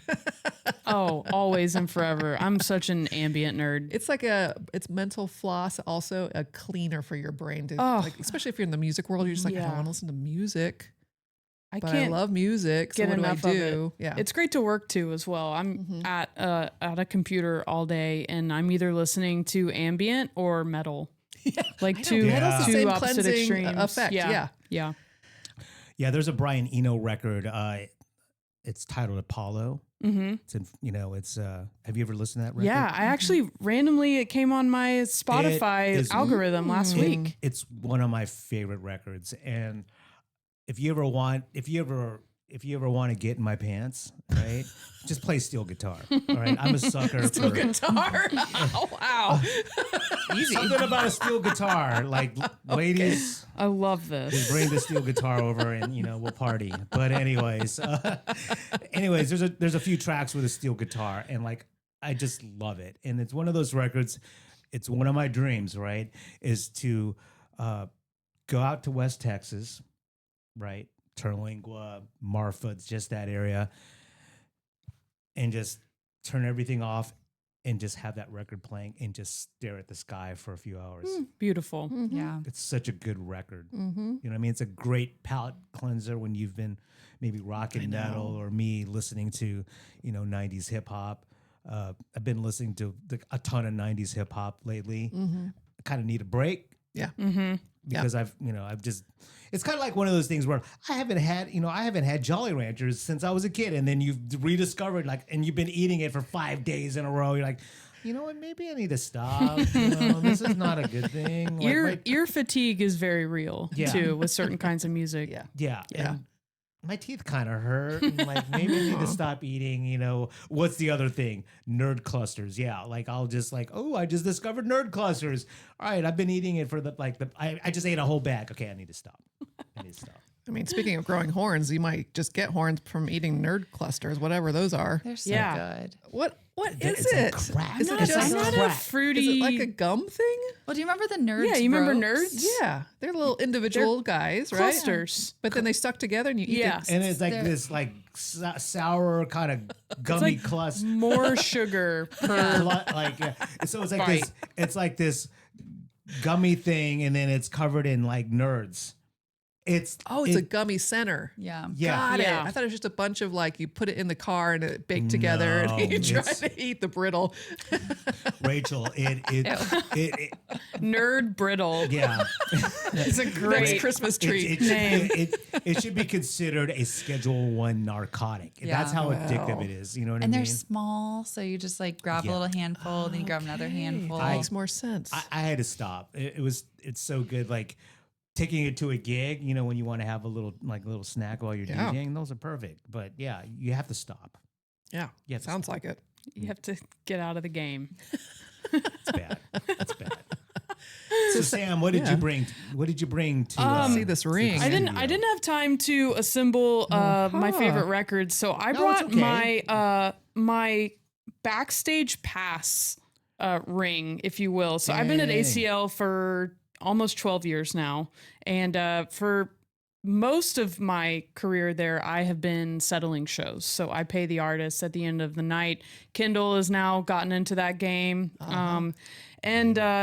You know, you guys have been in the music industry for a long time. You know that backstage is an interesting experience because it's not as glamorous as people think it is. It's actually a lot of hurry up and wait and sitting around and doing nothing. It started when, you know, some tours would be more secure and they'd say you can't come back here unless you have this pass. And I just started collecting them and saving them. Nice. Our old production manager had, like, I think I've done well with this bulk. He had like 5 of these. Oh my and he'd been going back to his days like in Houston. And sadly, most of the bulk is composed of former all access badges from ACL Live, but I've got some good ones. And fangirl out, the first one that is not from a show at ACL Live, but it is from my VIP ticket that I bought to see Dead and Company at the Woodlands in 2021. And look, I'm gonna say some things I shouldn't about VIP programs in the music industry. Like, every time you see a VIP program, it is never worth it. Please continue to buy one if you see it for sale at acllive.com. And it is also one of the true ways artists get paid for what they're doing. Correct. The lift you're paying goes straight to the artist. So that is a good thing. But I bought them for my wife and then my older brother and his wife. We all went. I bought them for everyone. And you get a free drink before, you get to hang out in the lounge, whatever that meant. And we were late to the show and we spent too much time on Shakedown, which is the alley of vendors before Dead and Company or Grateful Dead shows. So we got there. They had already shut down the bar experience. We didn't even get to do anything special. But when we picked up our tickets, I collected this lanyard and this little dancing bear. Nice. So yeah. Yeah, that's very cool. Wow. Very cool. And then we've just got regular tour laminates. This one was a big one, Bob Weir and Wolf Brothers. It's not all Grateful Dead related, I promise. Some South by stuff in the past, but it is, you know, it's a badge of honor because working in the music industry is hard. A lot of late nights, a lot of different personalities you deal with. And so I love just collecting these. And every time you get into hater territory or numb inside territory, when I think I look at this and it's kind of like a token of like, you know, life is pretty awesome that I've been able to collect all these. It is. Yeah. Right. It's a reminder. Right. Right. Yeah. Hater territory. Yeah. That's a good way of putting it. It's easy to go visit. It's an easy behavior. Right. You have to fight for what you are. Yeah. Why you are in it for a reason. And Precisely. Things like that. Yeah. Yeah. And for all of us here, I mean, I don't know about you. For me, I don't easily get starstruck. I just don't. Yeah. I don't either. I don't. I don't recognize people. Yeah, me neither. I'm just like, Like, that can't be him or her. No. like, hi. I just don't get starstruck. I don't know. That's why, like, you know, all of us were on social media when people are, you know, whether it's a, you know, local press or someone we know and they're kind of like sharing, you know, a photo or video footage of a celebrity, whether they're like at a restaurant or like they're, you know, stopping by a coffee house, or it's like maybe the South by Southwest Film Festival and the red carpet thing. I don't care. I know. Right. I really don't. I mean, to those that are into that, that's great. But, you know, if I see McConaughey somewhere, I'm not like, oh my God. You know what I mean? Yeah. You know, I'm in general, I easily do not get starstruck. Yeah. I think that's a very big music industry thing too, though. It's like, you got to always be playing it cool. Like the moment you show your fandom for someone, it makes you appear a little dorky. Yeah. And maybe there's a fear amongst us that, I don't want to look like a dork or anything. Like, I belong here. And I'm just as cool as this, you know, platinum selling artist. No, 100%. And I think they appreciate that. I mean, in general, I just don't. For sure. And it's not like I'm like making myself not be starstruck, you know, but I think the artist appreciates that, you know, when you're not Right. like being like, you know, like a total nerd, you know? Yeah. Because they get weirded out by it, right? I mean, we're all human beings. I kind of put myself in their shoes. Like, how would I want to be treated before I have to perform? Usually, you don't want to speak to the artist. They need to be in their green room alone. Precisely. Getting their energy up. And they don't want to be touched. They don't want to have small conversation. None of that stuff. No, I wouldn't recommend touching the artist No. under No, any yeah. circumstance. No. Well, we have someone we know in common. Like, you don't have any of those conversations. Many years ago at Lollapalooza, it was like a Lollapalooza after show, and it was sponsored by Dell Computers, right? And it was like this DJ battle thing that they had at the Double Door, and it was me and like Hollywood Holt and Mixmaster Mike. So not only did I actually perform at DJ at this event, but I also was doing production for this event as well. So anyways, so the folks at Dell were like, hey, all right, we want you to help us out with the talent because all these guys are on Macs. And we need, they're not going to bring, you can't bring your Mac on stage. Yeah. So I had to be the guy that was like, okay, guys, we're going to send you Dude, guys. you're getting a Dell. I know. Dude, the Dell I know. The Dell, like, okay, imagine you opening up the fucking hood of your car, right? That's how big this laptop is when I opened it. I'm just I like, had been on a Mac for 15 years, and when I moved over to ACL Live, they handed me a Dell computer, and I went, "Oh What? no!" Yeah. It took 3 days to learn how to type again. yeah. No. I've been Dellified for too long now. I have a Mac personal computer, and I feel like a 50 or a 70-year-old every time I try to use it at home. I'm like, where's the X? Like, how do I Yeah, X out? yeah. Yeah. I don't know how kids like type on their iPads and stuff. Yeah. I'm like, I'm never gonna be that. Yeah. So so Mixmaster Mike was the headliner for this show, and so I had to advance with this guy and kind of help him out with transferring all his stuff from a Mac to a Dell, a Windows machine. And I remember when I was trying to get his contact info, his wife is his manager, right? Okay. And we were emailing him, you know, we were going back and forth on emails, and I asked her for Mike's info, and she's like, I can't give that to you. I'm like, why? I'm like, well, you know, just like some security thing. I'm like, dude, Mixmaster Mike is not the president of the United States, and I'm not gonna start like chasing him down or whatever. Just give me his fucking number so I could talk to him, you know? Yeah. So she finally acquiesced, and I got the number, and we started going back and forth, and it was just, you know, it was funny because the laptop literally was like the size of the hood of my car. I mean, it was massive. And when he got the laptop, he's like, Mel, I just got the laptop in the mail. And I'm like, yeah. He's like, dude, this thing is massive. Since it's so big, can I just like put my Mac on top of it? Oh, Yeah. great idea. And I was like, no. Dang. Oh. But I was like, dude, I wish you could. And but it's just funny because like his wife, you know, and I know she's just doing her job, you know, she's being protective of her husband, but I wasn't gonna be like nerding out on Mixmaster Mike. Yeah, you're the Beastie Boys DJ and whatever. But yeah, it's funny because I do not get starstruck. I don't care who you are. Yeah. There are like a small number of people that I would nerd out on, but Who? Yeah, who? Barack Obama. Oh, okay. No question. Yeah.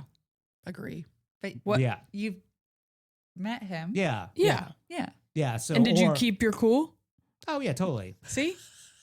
Yeah. You're a pretty cool guy. I nerded out on Tim Kerr. Oh, yeah. Yeah. Right. I really nerded out on Tim Kerr, but I mean, he didn't know it. Inside, I was like, Yeah. oh my God, like this is Tim Kerr. I have one of your skateboards on my wall right now. Yeah. Hanging on my wall. What about you? Well, I was thinking like if I saw Annie Lennox Oh, in London, yeah. I'd be like, Yeah. "Whoa," I would be in a puddle. Or Shaka Khan. Ooh, that's a good one. I was like, Shaka smart. Yeah. 3-pointer Shout all out the to way. Shaka Smart, dude. That was my guy. That was my guy. Tongue tied. I've worked with Shaka once. Shaka Smart? Shaka Khan. Smart. Oh, Shaka Khan. Okay. No, Shaka Khan. She is sassy, and I was just like, whatever you need, girl. Yes, Yep. she knows what she Yep. wants. Yeah. It sounds like because we had Brendan Temple on a couple weeks ago, and he was her drummer for a little while, and she knew exactly what she wanted in the sound check, and it was very different than he was accustomed to, which made me appreciate her even more, that she is actually musical. You know, you just Yes. never know with Yeah, singers she plays how drums. musical they are with instrumentation. But yeah, how about y'all? So. Yeah, you didn't say Shaka, but you worked with her. Okay, got it. Yeah. I can't even think. I'm actually want to go. I want to be even more. I want to play more cool and try to go Mel's route and say, when I was confronted with someone, we had Aretha Franklin at ACL Live in Of course you should. 2014. Oh my God. And it's like you forget to breathe when they're Yeah. walking past you backstage. And I didn't say anything to her. I didn't say shit to her. And it's just like, Yeah, just in your head. in my head, I'm thinking, wow, I have made it almost, Yeah. like this is exactly where I need to be. Yeah. That was one where just being in her presence and seeing her walk by, and then also just everything she had to do. We had to do, it's a great story from ACL Live's point of view. We had to do a lot of stuff for her that was like included in her rider. One of which being, y'all will be pleased to know, we had to turn off the AC in the building. Turn it off? Yeah, so that it wasn't 60 degrees inside ACL Live. Fascinating. I've heard about that with some artists. Yeah. Yeah, and so it was a little toasty there, but it was so her vocal cords could Yeah. stay nice and ready. Yeah. And we also had to, she only accepted payment in cash. And thinking about the history of There you why, and like, I bet she's been fucked over by some people in her course. lifetime. Yeah. And it's like, anything you need, Miss Yeah. Franklin, anything, Yes. anything you need. So we ended up giving it to her. We bought a really nice designer bag for her and put a load of cash Hell yeah. into this purse. And then her assistant bodyguard brings it on stage and sets it underneath her piano while she's on stage. And that's how you know that the show is still happening. Artists leave. That's oh, right. they're going to That's do an right. encore. Yeah. Oh, they're going to do an encore. You knew the show was over because She grabbed the bag. bodyguard came out, grabbed the purse, and she was out. Yeah, And we're out. Nice just system. That's pretty smart. being Yeah. around that whole thing, peering behind the curtain, Yeah. seeing how she operated, that was one of the most starstruck moments of my life. Yeah. Yeah. That is Yeah. so iconic and old school too. It's amazing. Yeah. It's amazing. Yeah. Yeah, there's nothing wrong with being starstruck, but what normal people would get starstruck by, like I just don't get starstruck. I mean, maybe if I met like Al Pacino, I'd probably kind of nerd out. I'm like, man, that's Scarface. Right. You know what I mean? Or that's Michael Corleone. You know what I mean? Yeah. Like, Yeah. but just bands, musicians, like, I'm like, all right, you know what?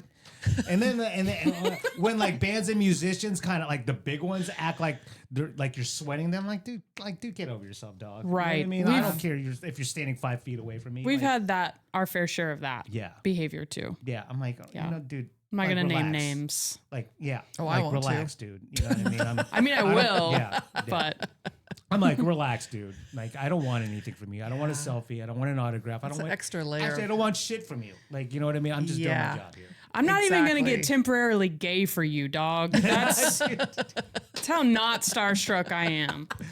Who would I? Yeah, let's name an artist I would temporarily just. I don't know. I don't know. Let's think. Let me think. I mean, if I saw Morrissey, I would want to be a gay man. I can't Yeah. stand Morrissey. Ugh. People have hard feelings about Morrissey. Talk but about, yeah. Did you hear? Yeah, I'm torn. I'm he torn. canceled a concert 'Cause he's recently. sleepy? He was so Sleepy. sleepy. Poor guy. He's just a girl's girl. Yeah, Poor guy. I love the Smiths, and it's just again, I love like Morrissey's early like the stuff that he dropped, his solo stuff immediately after he left the Smiths. But yeah, I mean, I just think about, and we could all talk about this with a certain level of authority. I think all these legacy artists, they just need to get it together. Right. Because they're getting older. Your fan base is getting older. Go out there and tour and be professional about it. Get the bag and then just ride off into the sunset. It's a cash That's cow. right. A guaranteed cash cow. Right. And the ones who have, killing it. Yes. Like, Yeah. very Yeah. much so. You feel it amongst their fans. You feel it with the backstage energy. You very tightened up. For And sure. I think we overdid the last tour for a little too long, like 2016, 17, 18, 19. And now we're finally to the last tours. Yeah. And I think folks kind of figured it out. We're getting to Yeah. a better sweet spot now. My millennial ass is drinking in all the like 20th, 25th anniversary of album tours. Oh my God, yes. Oh gosh, we did Modest Mouse, Lonesome Crowded West 2 years ago, and that was.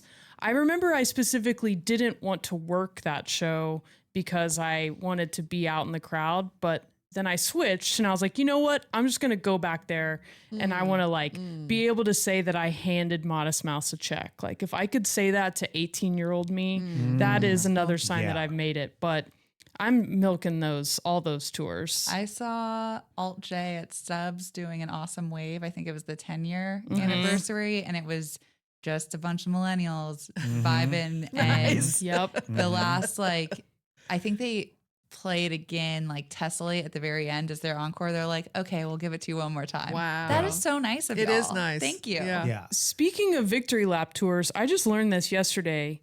TLC, Salt and Peppa, and En Vogue are playing a string of shows, one of which is in Las Vegas, coming up Okay. in October of 2026. So I know I will be there.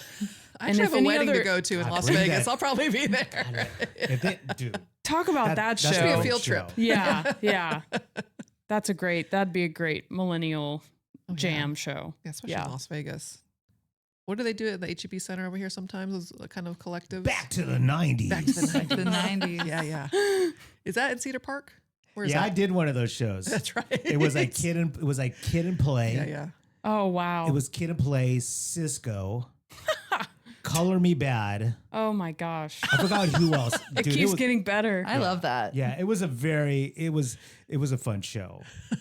I can barely remember it, but yeah, just seeing, Kid, the guy with the high top fade, Right. he doesn't have a high top fade anymore, but No. just walking Disappointing. around backstage. I mean, I didn't geek out. I'm like, oh, there's Kid. Because you don't get starstruck. I don't. I think I would, if I saw Michael Jordan basketball, maybe Michael B. Jordan as well, but Michael Jordan, the basketball player, Right. I would probably nerd out. I'm like, dude, can you sign my titty?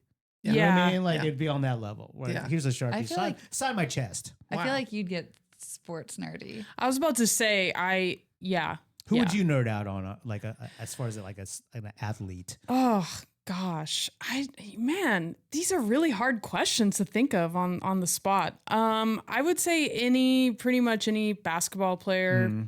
I just love all the I grew up in Houston, so anyone. So Olajuwon. If I saw Kenny Smith, yeah, out there, the Jet Smith, yes. I would want a jet tattoo. A jet yeah. autograph. Yeah. Ooh. Oh, wow. Weird slip of phrase there.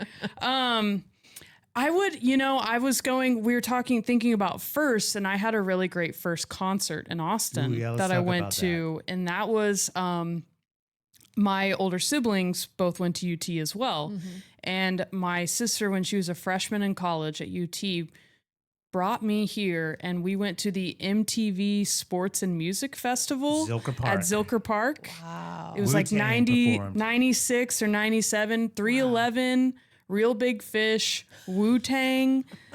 But I was a huge poser skateboarder when I was 10 years old, 11 years old. And I remember my sister being such a cool older sister and taking me, and we watched the street skateboarding forever. And I got Jeff Rowley's autograph. And I remember I was so like knew nothing about him. Here I am, just this 12-year-old little lesbian, just so gay, wearing my birdhouse, my toy machine shirt or whatever with my birdhouse skateboard, and getting Jeff Rowley's autograph. And then I really liked Toy Machine. Ed Templeton is like a blast from the past. I think he was head of Toy Machine, but I got his autograph too.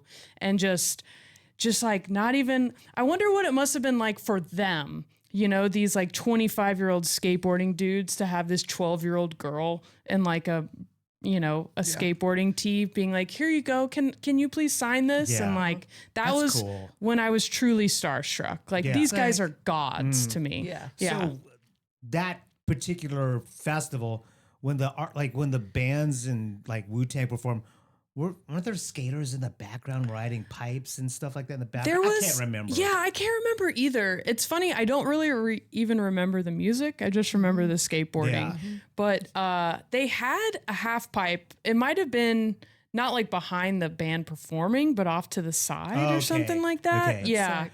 Yeah. One of our guests, Nick Mack, recently that we've had here on the pod, he went to that show and he mentioned it to me. He reminded me of that festival. He was like, dude, remember when Wu-Tang did the MTV festival thing at Zilker? I'm like, I barely remember that. Well, get on YouTube and watch it. Like, watch the Wu-Tang performance. It's me and Mike Swing. We're like up against the barricades, nerding out. And like, there's like our buddy who's like super young back then. He was just like nerding out on Wu-Tang. It's like this So great. nerdy white guy, like nerding out to Wu-Tang. Wow. Hell yeah. Wow. We had their 20th anniversary of 36 Chambers at ACL. Oh, Did wow. you? Yeah, When was that? 2018, 17. How does Whenever that would have been. Me? Yeah, it was such a great show. I 36 Chambers, one of my favorite Yes. albums Yeah, growing same. up. Yeah. And man, if you could just see me just rapping my little heart out at that show, great show. Yeah, Yes. Wu-Tang forever. Exactly. Kendall, first show. First show. With parents, with friends. With friends. No pressure here. Remember the artist now Teddy, but they were performing as Teddy Geiger, and it was like a life. No idea who these people are. It was a Lifehouse show. Like I grew up Orange County, so there wasn't much going on. Okay, so this was in California. Yes, in Okay. California. Oh, first show in Austin. Much better. I think Is she gay? they're trans now.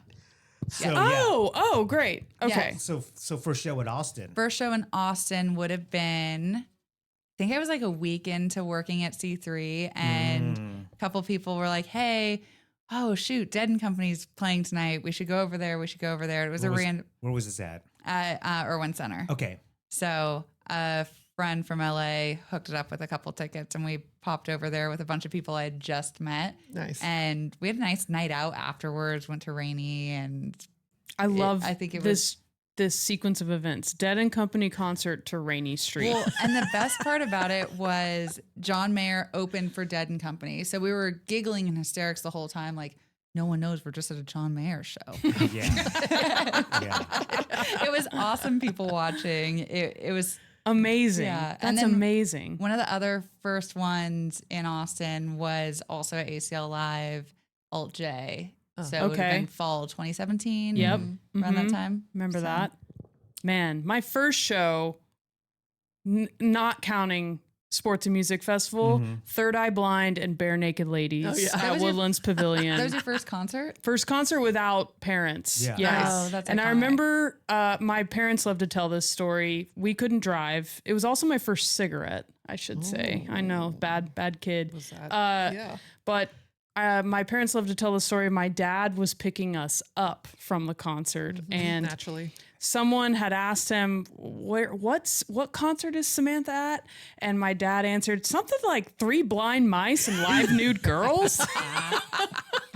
Dude, that's so funny. So to this day, I think of Third Eye Blind Three Blind and Mice. Three Blind Mice just pops into my head. Yeah. yeah, the Woodlands, was it the Woodlands Pavilion, right? Oh yeah. I think it's a great venue. It's a great venue. Yeah. I've seen so many shows It's there. such a great place. I saw The Cure there. Oh, Yeah, amazing. It was a great. And then right before the world shut down in 2019, shout out to Casey Carter and Bobby Clay. They got me on the ZZ Top tour. So it was Oh, me. hell yeah. I opened. It was me, Bad Company, Cheap Trick, and ZZ Top. Oh my Nice. gosh. So- Great show. Yeah. So, but anyways, I just love that venue. Yeah. I don't know. Like, I look at that venue and then I look at Coda and I'm like, Coda, get your act together. Well, Right. Woodlands You know what I is in a kind of natural amphitheater. Yes. Right. Okay. Well, I mean, there's not a lot of hills in Houston, but Do you remember in Orange County the Irvine Meadows? Yeah. And that went away. Yeah. But I saw No Doubt there at one point. Oh, yeah. She was huge. And Young the Giant was like one of the last closing shows. Wow. And it was up into the hill, kind of like the Greek or Hollywood Bowl. Yeah. And then they got rid of it. And now it's very what is it now? Coda-like. Oh. Houses, it's apartments. Yeah. Oh, good for them. Jeez. Yeah, it's a Wow. bummer. Good for us. So Yeah. so you're familiar with Anaheim, right? Very much so. Yeah. So I was there this past June. Okay. And I didn't know anything about it. I just didn't know anything about Anaheim. But this event that I was playing at the, I guess, the convention center there. Mm-hmm. So I go there and do this. It was the California Democratic Convention, and I just didn't know anything about Anaheim or that convention center. But Disneyland is like there. right across the street, and I was telling all the production folks, like, "Hey, dude, when this is over, we should all go walk over to Disneyland and go just get baked." Disney. Hell yeah. And go to Disneyland. And then we started looking at the prices of It's- Disneyland. I'm like, what? And I was hitting up all my buddies in LA, like, cause I'm dumb. Okay. And I'm like, I hit up one of my buddies. I'm like, hey, dude, would you come out to Anaheim? We'll have lunch. And they're like, dude, Anaheim? You might as well ask me to go to Austin. Like, Hour it's and a half that away. far. It's wild. Yeah, everything's really far apart. I know. Yeah, I you think did- Disneyland's next to everybody's house. Yeah, I just didn't know. But What But did you I- call it earlier? You called it the Inland Empire?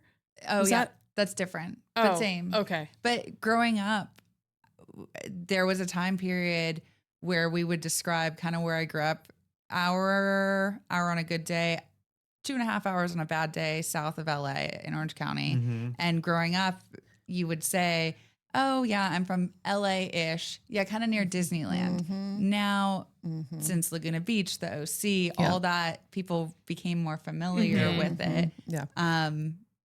And when someone says Cali, they're not from California, which is always funny to me. Oh, Yeah. I love that. Is that not true? That's kind of true, right? Yeah, it's like, you meet someone, oh yeah, I live in Austin too. Oh, where? It's blah, blah, blah. I'm like, that's Pflugerville. Yeah. Yeah. not. Yes. Yeah. No, At it's Cedar very. Park. It's Cedar Park. Cedar Park. Yeah. That's grew up- LaGrange. No. Yeah. LaGrange. I live in Austin. No, you don't. I'm in Waco. Well, here's I a know. fun little fact about Disneyland. So you know how there's another Disneyland called California Adventure. So in that place was an old music venue called Melodyland. And I was just looking at the lineup from the 1960s. Ray Charles played there. Wow. This The Grassroots. was this a Disney property or No, they was it a music like a competing like Disney was not part of the equation at all. Okay. Melodyland was in and of Okay. itself. It had these, it looked like really big artists that played there. And I think the stage was in the round. okay. In Orange County? Love a stage Yeah, in the it's round. called Melodyland. I only know this because my grandfather, my paternal grandfather, he was a preacher man and he got involved with televangelism. I don't know if you've ever saw on regular TV, like the Trinity Broadcasting Channel. Okay, he was a part of that. The Crouches and the Swaggerts and all those folks. And he and some other preachers decided to buy Melodyland and turn it into a Christian center. Himland. Oh, is that Yes. That's off the 55 or? Well, it's no longer there. Oh, okay. Because Disney bought it, and part of that, I think it's a parking lot of California Adventure. Oh. Got it. Wow. You would think So- like Disney would be petty and call it like Satan World or some shit. You know what I mean? Yeah, that was a big threat back in the 80s. Just You're the a Mickey. Satanist. Is it just the Mickey parking lot? Yeah, the Mickey Mouse parking lot. Or Goofy. Satan's pretty goofy. Rachel, I just noticed you brought a stack of records. Let's continue yeah. on with show and tell. What did you bring? I'll introduce the records in a second. So I am spring cleaning, and I wish I found all my printed flyers in one box, but I haven't. That's probably still in the attic. So just going like maybe 10 years ago, there's this guy named Will Bridges in town. Yeah. And I was at Lambert's. Yeah, the homie. homie. I was at Lambert's one night. I don't know what I was doing there. He's like, hey, you want to go check out this new place called Malverde? It's across the street. I'm helping with Malverde. And I'm like, okay, cool. And so he shows me around. I'm like, this is cool. He's like, yeah, this is my idea for it. I'm like, awesome. And so immediately they booked Mel for Friday and Chicken George, rest in peace, on Saturdays. Thursday, they hired Ian, the Learning Secrets. Remember this? This is when I interned for Ian, and I was the third with him and Jeremy. On the billing, yeah.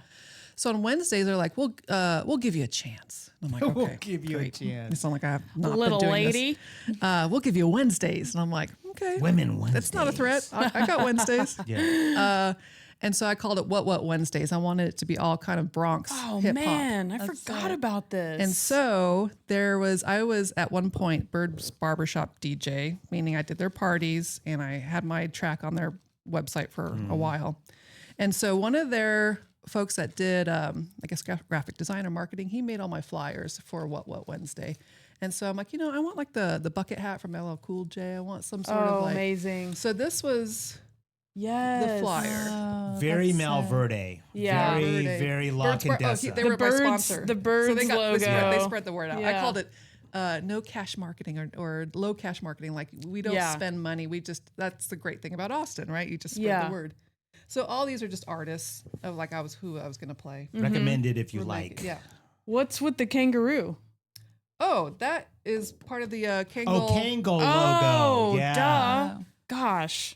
So it was really just kind of like a homage to the beginning, the origins of hip hop in the Bronx, and then up until like mid '80s hip hop R&B. And so I had some guests in the vein of hip hop. So local artists. I don't know if he's still living here. So Franchise. He did like a rapping little concert there. Oh wow, I had yeah. Yeah. I had them. I think he's sign still it. around somewhere. Yeah, there was like this Malverde like shrine, and so I would put all the sign. Oh, yeah. And some of the folks who are Latino, I'm half Latino, they're like, oh, Malverde is not good to have Malverde up here. Because he was like the saint of drugs and cartel and stuff like that. I'm like, don't take it Which, seriously. by the way, at ACL Live during South by, the Latin night, everyone's like, dude, those are cartel bands. I'm like, well, whatever. I feel like people say that about every Latin band. Yeah. That, Yeah. That's like, a cartel band. Yeah, I'm like, well. dude, I didn't see any yayo in the back. I mean, come on. I Yeah. didn't see machine guns. Come on. Yeah. Stop. I don't know if he still lives here, but Zile Yeah. raps. So Okay. that is, There you go. yeah. Yeah. So He signed it. He signed it. And then T-Double, another guy, local guy, he did a little rap. It's all different Okay. colors. Oh wow. The great thing when I wrapped up this Wednesday, and I didn't do Wednesdays anymore, I moved to Thursdays, and then I moved to Fridays. Wow. Progress. Did you take over after me? Yeah, because you're Okay. like, I got other stuff to do. I'm like, okay, great. I forgot what happened. I don't even know why I left there. I have no idea. So this was not planned, but this image, LL Cool J's bucket hat Kangol, I got LL Cool J's first DJ cut creator to DJ one of the last nights. Wow. Oh, that's Okay. sick. Because he was living here at the time before he moved back to Yeah, Atlanta. I used to come to Nasty's every Monday. That's right. Wow. Remember that? And Do you then I have a- moved to Thursday. So before I do that, like this is the kind of music I would play on What Wednesday. So this is a deep Yeah, dive. UTFO. Yeah. Roxanne, Deep cut. Roxanne. Wow. Yeah. Deep, yeah. And then I actually got the writer for Fat Boys to Oh, maybe play yeah. at Malverde, but I was like, no, I don't think so. So this is just kind of like a variety pack of Their 10 biggest hits Yeah. on the back. I think their biggest hit ever was was it in the cover of it had Chubby Checker. Oh right? yeah, of course. Yeah, they that was did. their biggest hit. It was like their take Wipeout. No. Yeah, it was like a take on a surf track. Yeah, I think it's 60s Wipeout. surf joint. Yeah, and then Houdini. That's a good one. Houdini. Yeah. Jermaine Dupri, famous producer, was one of their backup dancers when he was a kid. Funny. Dr. Dre. I love Dr. Dre. House Yeah, Calls. This is That's- amazing album sick. cover. This is Yeah. West Coast. Yeah, pre NWA. Yeah, as West Coasters, like it was Yeah. Lowrider and Yeah. Yeah. P-Funk Oh, into hell yeah. G-Funk with Warren G. And Raw of course, we got bass. Yeah, It Takes Two. yeah. And then a little bit of a deeper dive. That's Oh. more on the freestyle tip. Yeah, freestyle. This record. Last but not Holy least. crap. That's the jam. Let me look at that record real quick. Yeah, Let me. yeah. Did y'all see them when they played here? I completely missed it. They played a show in Austin Of course last they year. did. Yeah. They did, and Oh, it was at Antone's. That's right. And I Oh, didn't know it was happening, and then the next day I saw it all over my social media. Of course. Doesn't I that was so suck? mad. I was so mad. Doesn't that suck Yeah. how social media, like you'll like scroll and like, oh my God, ESG is playing. I'm like, posted 2 days one day. ago. Yeah. Yeah. I'm just like, dude, this sucks. Sometimes on Spotify, I'll get in.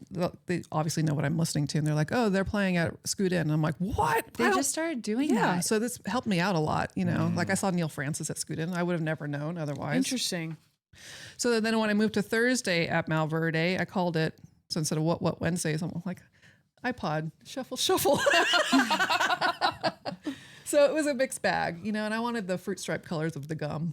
So Yes. my God, Oh, the Bill zebra Converse. Yeah. Yeah. Excellent. Bird Peterson. How long Yep. ago was this? Who knows? Got to be like Oh, like- 2009, 2008. Yeah, 2010, something Yeah. like that. Like, I remember these Malverde Yeah. dates. Yeah. Yeah. And then I had some bands just to mix it up, so I'm not DJing the whole time. I don't even remember what these guys sound like. Gobi, BK, and Mr. E. Do you guys remember? you sure you don't Nope. do drugs? Yeah, well, Mr. E. I used to. Love That's why I that. don't do them anymore. I'm kidding. That's why you forgot. And then another kind of electro sip. Sip, Yeah. sip. Oh, I love the artwork. yeah. Yeah. Oh, here we go. Same kid. So this is two different. Yeah. Neelio, do you remember Neelio, Oh Neelio? my yeah. gosh. Damn. Neelio. Neil Petty. Shout out to Annie Ray. Yeah. And then I had the Boss Street Band when I did Fridays here and there. We did a whole New Orleans thing. And this is when I got Ryan Thompson, who's a very gifted artist, graphic artist, started doing stuff. So this was like, Beautiful. That's Yeah. awesome. Yeah. so these were huge prints. And then this is a recent one I did last summer for a tech company. So this was like a press. Like this feels like Braille. Like they would freshly press it. So Nice. it was for a tech company at the Long Center. It's almost like embossed. Oh, Mhm. yeah. Do you feel that? Yeah. Yeah. Flo Rida, Mhm. Tomar and the FCs, and then me sharing the same building. But I had to get all three colors. Were they doing it on site there? Yeah. You can Yeah, that's feel it very if you cool. want I to. love how things have changed too, like just So the I love posters the- I you're don't know if you doing wanna of. feel it. Oh, it was Yeah. this friend thing This at doesn't feel like Malverde. anything. Now it's for a tech company. Yeah, yeah, it's Yeah. great. I'm like, in my head, it's an awesome party. It is an awesome party. And, you know, Flo Rida seemed like he Yeah. was having a good time.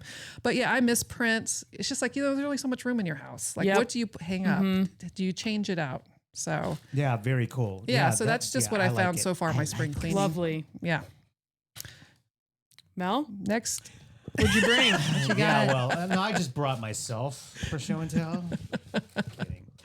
All right, I guess I should take this out of this record sleeve. So, anyways, fans of Tribe Called Quest, this past Saturday was the Wow. 10th year anniversary of Five Dog passing, right? And for the real hip hop heads out there from the 90s, Gavin Magazine is a trade magazine, radio trade magazine, and they used to have a convention once a year, whether it's San Diego or Atlanta. Wow. And all the rap labels would have showcases. Mm-hmm. That's where I saw the Fugees. That's where I saw Wu-Tang. I saw the Roots there. I just saw like all sorts of stuff. But I do not remember where I met Fife and where I had him sign this. It could have been Waterloo Records. It could. I can't remember, but he signed this. His autograph's on this record. But Amazing. He passed Wow. away 10 years ago, and I love him because he is, of course, part of Tribe Called Quest, but excellent MC, right? And I appreciate him because he's short, like me. Love that. He's the 5 The footer. 5 foot freak. Yeah. Say And we I- get together by the end of the week. There you go. That's what I'm talking about. That's what I'm talking about. Midnight Marauders, one of my favorite albums Yeah. of all time. Yeah, It's hands down. So good. And if you watch the Tribe Called Quest documentary, which is wild, is directed by Michael Rappaport. Interesting. Even though he's like this loudmouth, obnoxious dickhead, he is a big Tribe Called Quest fan. Huh. And okay. he directed the it's just unbelievable. There's nothing against what you're saying. It's just I can't. I saw him on Traders. I'm like, how is he even brush his teeth? Like he seems so dysfunctional. Yeah, he's just a wild one. But the documentary that he produced or directed or whatever, it's a really good documentary. Amazing. And, I have to watch check this. that out. Yeah. Them talking about Fife and just all his health issues and this, that, and the other. I don't know. It just made me sad. But aside from that, just all the Tribe records. I just can't get enough of it. Yeah. Midnight Marauders.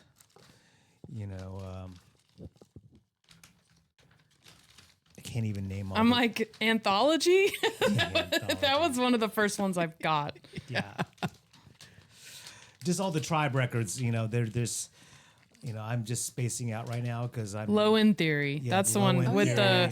the figure, the human figure Yeah. on the front. That's one of the best ones. Yeah. Beats Rhyme Life, Life, the Love Movement. I'm still stuck on Michael Rappaport directing a documentary. Yeah, it's I fun. know. I think he made. I think he produced or directed this documentary before he just started going like off the rails, like on social media. I mean, yeah, and I mean he's really annoying. He's a very polarizing figure, but yeah. Yeah. But he Gavin knows his Exing. hip hop. Yeah. He does. Yeah. He's an East Coast. He's an That's East his Coast deep hip hop cut. guy. Nice. You know what I mean? But yeah, that's my item that I brought for show and tell. Are these your Amazing. books though? No, that's part of the set. Remember, we can edit that line out. No, you don't have to edit out. No. So, we're like what 17 episodes deep now, or 20 episodes deep now, and I haven't watched all of them, but the ones that have been put out on YouTube and what have you, I've watched them all. So, the one thing that I did notice on all the ones that I have watched is that this big white table has always been empty. There's nothing on it. I'm like, that's odd. Like it looks weird. So let's make it look lived in. Let's put some books. Let's put some drinks. Let's put our phones on there. Right. Let's make it look like people live in here. And so that's the goal now. Yeah. Which I would like be it. kind of weird if someone did live in here, but Yeah. it's all about staging, like we talked about. Yeah, and fuzzy. This Which is is very fun, cowhide. tactile. Which is what I've been told is real. I can't believe this is real. It's real what? Cow fur. Oh, like real what? For those who are not How did they watching, get it this room is red? covered in red cow hide fur. Something like I that. don't think cow's hair is called fur though. What are they called? Cowhide? Just cowhide. But cowhide is like a boot. Is yeah. Yeah. I don't know what this is, but I was on a I think you farm. can call it and hair. They would, maybe it is hair. I don't know. Sam, do some Googling. Let us Cow know. hair. Let them know. I'm just gonna Google cow hair and see what comes up. Cow hair. Wikipedia page. Oh, first jeez. But it's result. not fur. It's No. hair. Yeah. Yeah. it I is mean, hair. I like it, but for you Guys, hardcore vegans out there, like it might Got a offend you. bomb. Got a knowledge bomb for y'all. Okay. Cow hair, sometimes called fur, when thick and shiny. And this is thick and shiny. This must be from like, And red. Wales area. Right, Like, right. Cows are very, Yeah. Rapunzel-like. Yeah. Okay. Well, this podcast is covered in red squares of cow hair, and it's kind of cozy. Yeah, It's red very is cozy in here. red is It very is. awakening. Mm-hmm. But it is. I get it. It's part of the Waterloo red. Got it. Yeah, I like it. Yeah. But that's if you're good. like one of those like hardcore vegan guys, like maybe Morrissey, Right. he'll never set foot in this room. No. I was about to say, I'm sure it's ethically sourced, but then I thought about the logistics of that. It's still cow fur. Yeah. You think they dyed it red before or after they killed the cows? Probably before. Yeah. Let 'em Wow. live their Oh, too far. Too far. No, not at all. You sure you're not stoned? Because that's like a conversation we would have when we're stoned. I love, just like stoned conversations are the best. Do you guys remember this website? It was called Hideas. I don't know if it still exists. It was great. It was like, it was exactly what you think it is. It was just like a message board where people just nice. posted the craziest what ifs or ideas. Like, actually became- got y'all $1 million idea right now. And then it's just the stupidest thing you've ever read. That became Twitter. Yeah. actually. Or the subreddit, no stupid questions. Yes. Oh, got to check that out. That's a Don't good know one it. on Reddit. Oh I my love it. gosh. It's so awesome. Well, there's a magazine called High Times. Is that still around? I think so. I think so. What do they talk about? How to grow weed legally? They, or- Yeah. they were doing like events and I was about to know. say, Yeah. like, I was like, did they- concerts and stuff. Yeah. Yeah. They always had like a music tie-in on the Mhm. Yeah. issues Yeah. too. Yeah. High Times. High times. So one of my close buddies in DC, his ex, well, when they were still together, he was working on this festival, but now his ex has taken the reins of this festival. I think it's called the DC, is it called the DC Cannabis Festival, or I forgot what it's called, but anyways, it's all about weed advocacy, weed friendly artists. Now that would be a festival to go to. That would be. Go watch Cypress Hill. I was about to say, it makes me think of Yeah. the Simpsons yeah.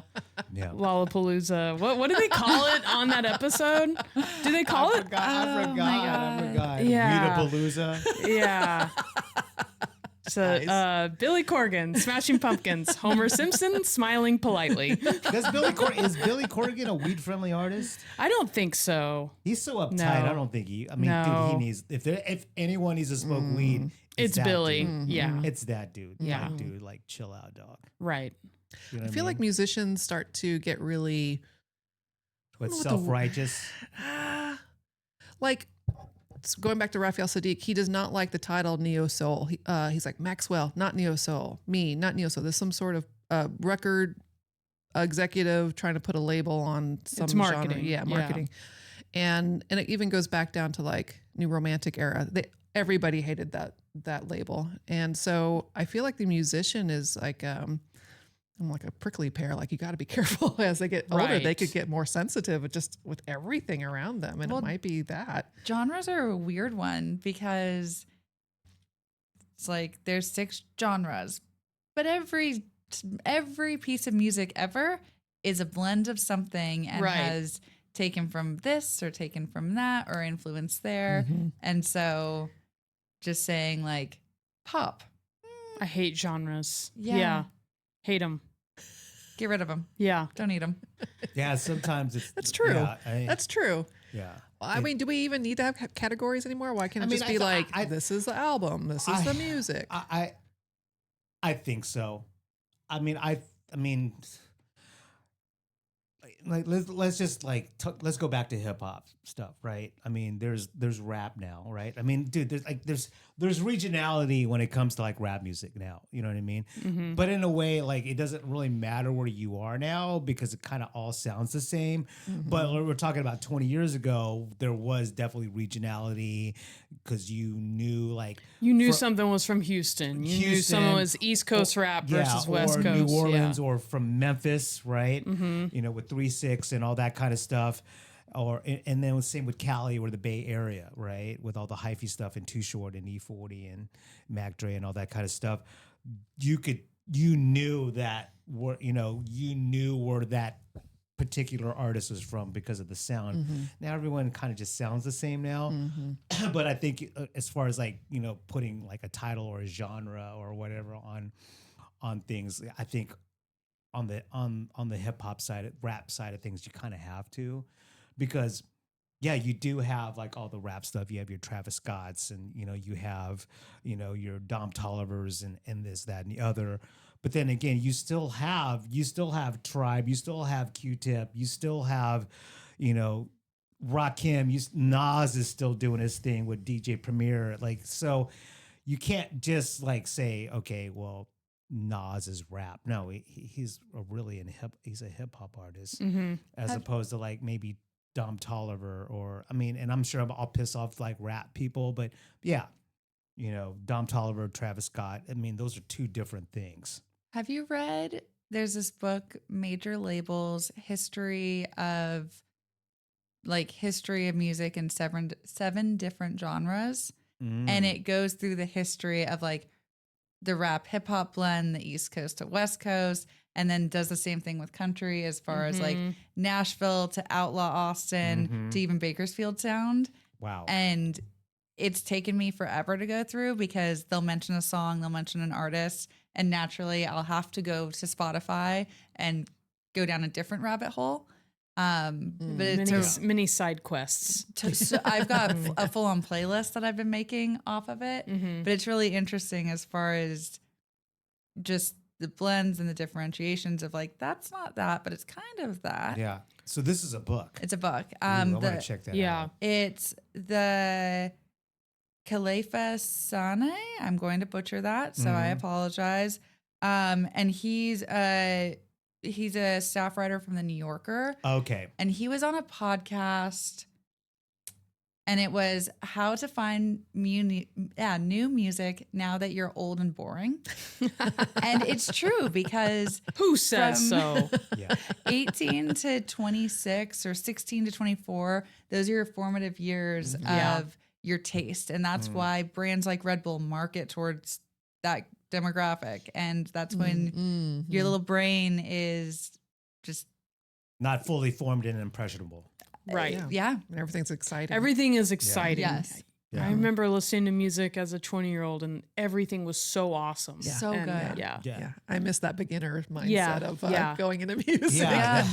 I was really thinking about this recently about 90s hip hop, just when like 36 Chambers came out, Notorious Big, Ready to Die, just all these records that were coming out during this like, span of like 4 or 5 years where like it was just so exciting. Hip hop was just so exciting. And, maybe, we're the haters in the balcony, but rap music, I don't know. It's just different now. I don't know if it's like that for the young folks now, but for me back then, it was just a super exciting time.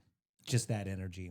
I think it's just a natural evolution of expression in art. It's always going to change, and the old guard is going to be like, what the hell, So it's interesting to kind of like say, like, how can I still have a beginner's mindset with music, with this new wave of expression? And it may not be something that we shouldn't compare.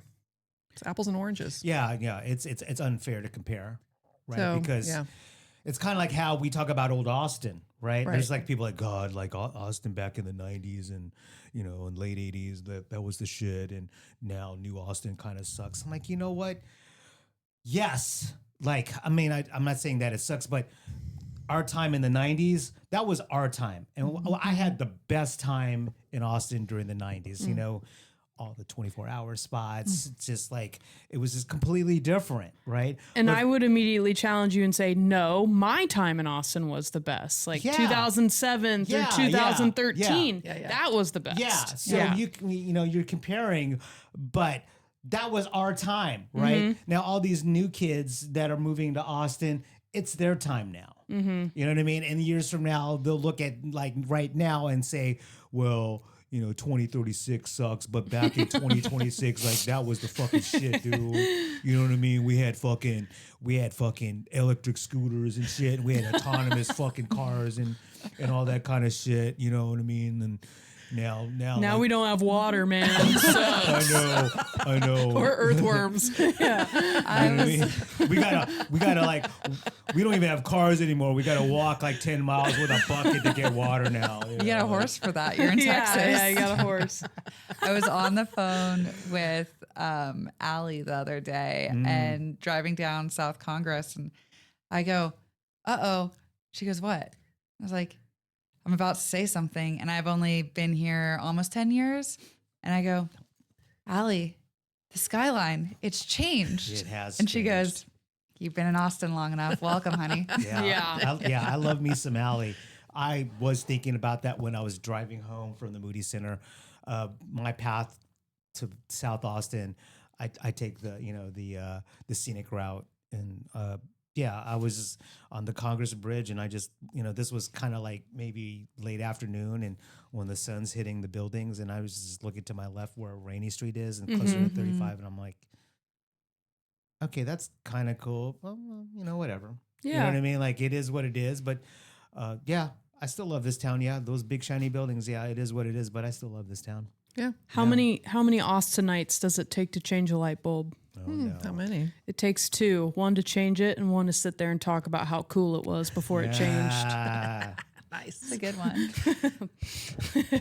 That Can I say a dirty joke real quick? yeah. Then we got Absolutely. to put a bow on this then. I know. You got a We got a dirty lot of joke. editing to do. No, this is going. Yeah, we're just gonna Long post this form up. all the way. It is long form. So one of the stagehands at this event that I, DJ'd at this past Saturday, while we're all waiting for this particular person to finish his speech. He walks up to me and goes, "Mel, I got a joke for you." I'm like, "Uh-oh. All right, come on, hit me with it." He said, God, I'm going to fuck up this joke now. I just thought it was funny, and I'm probably going to say it the wrong way. He goes, was it? Anyways, I can't say the joke, but the joke was about Wow. High and dry over here. He said something about like I noticed that you butt dialed me, like a girl butt dialed him, and he goes, "Well, I think the reason why you butt dialed me because your ass be calling me." But bump. I don't. Okay. I don't know. What's I going on. fucked up the joke, And you just died laughing. but the way he said it is like your ass be calling me. You know what I mean? Like, yeah. anyways, I fucked it up. All right, a comedian. I am not. Okay, folks, I'm not. It a could have comedian. been the delirium that made it so funny. at Your that March point. delirium. Yeah. March madness for real is in Yeah. residing in your brain. I've been really busy in March. This past March has been really busy for me. But anyways, please excuse that joke. I fucked it up. I'm one of those You were on folks. the spot too. It wasn't fair. Yeah. a lot of pressure. Yeah. Anyways, we're not going to do that anymore. I will not recite jokes on this show anymore. Unless they're good. Yeah, exactly. So what were you going to say? It was and is a pleasure to have women here in the podcast as my More ladies. very excited, and I am so glad that we got to talk to you. Yeah, I felt like we it could talk just- for another 3 hours. I think it- we could. Yeah. It just worked out perfectly. Kendall and I were on the phone the other day talking Wow. about some stuff, and I was like, you know what? By the way, what are you doing on Monday?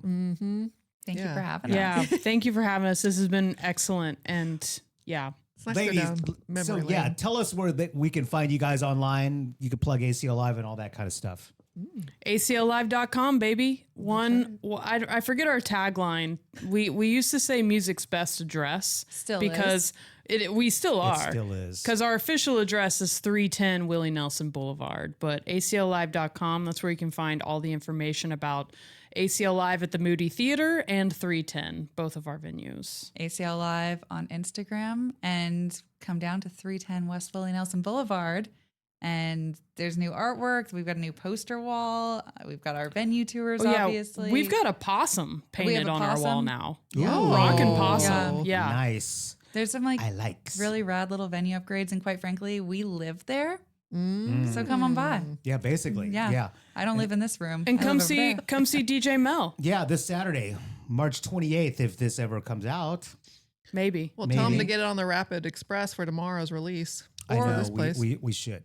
Or come see the next DJ Mel because he'll be back. Yeah, all we'll the be time. back. Yeah, Yeah. I'm there once a month. Okay. I love playing there. I love it. I love it. I love it.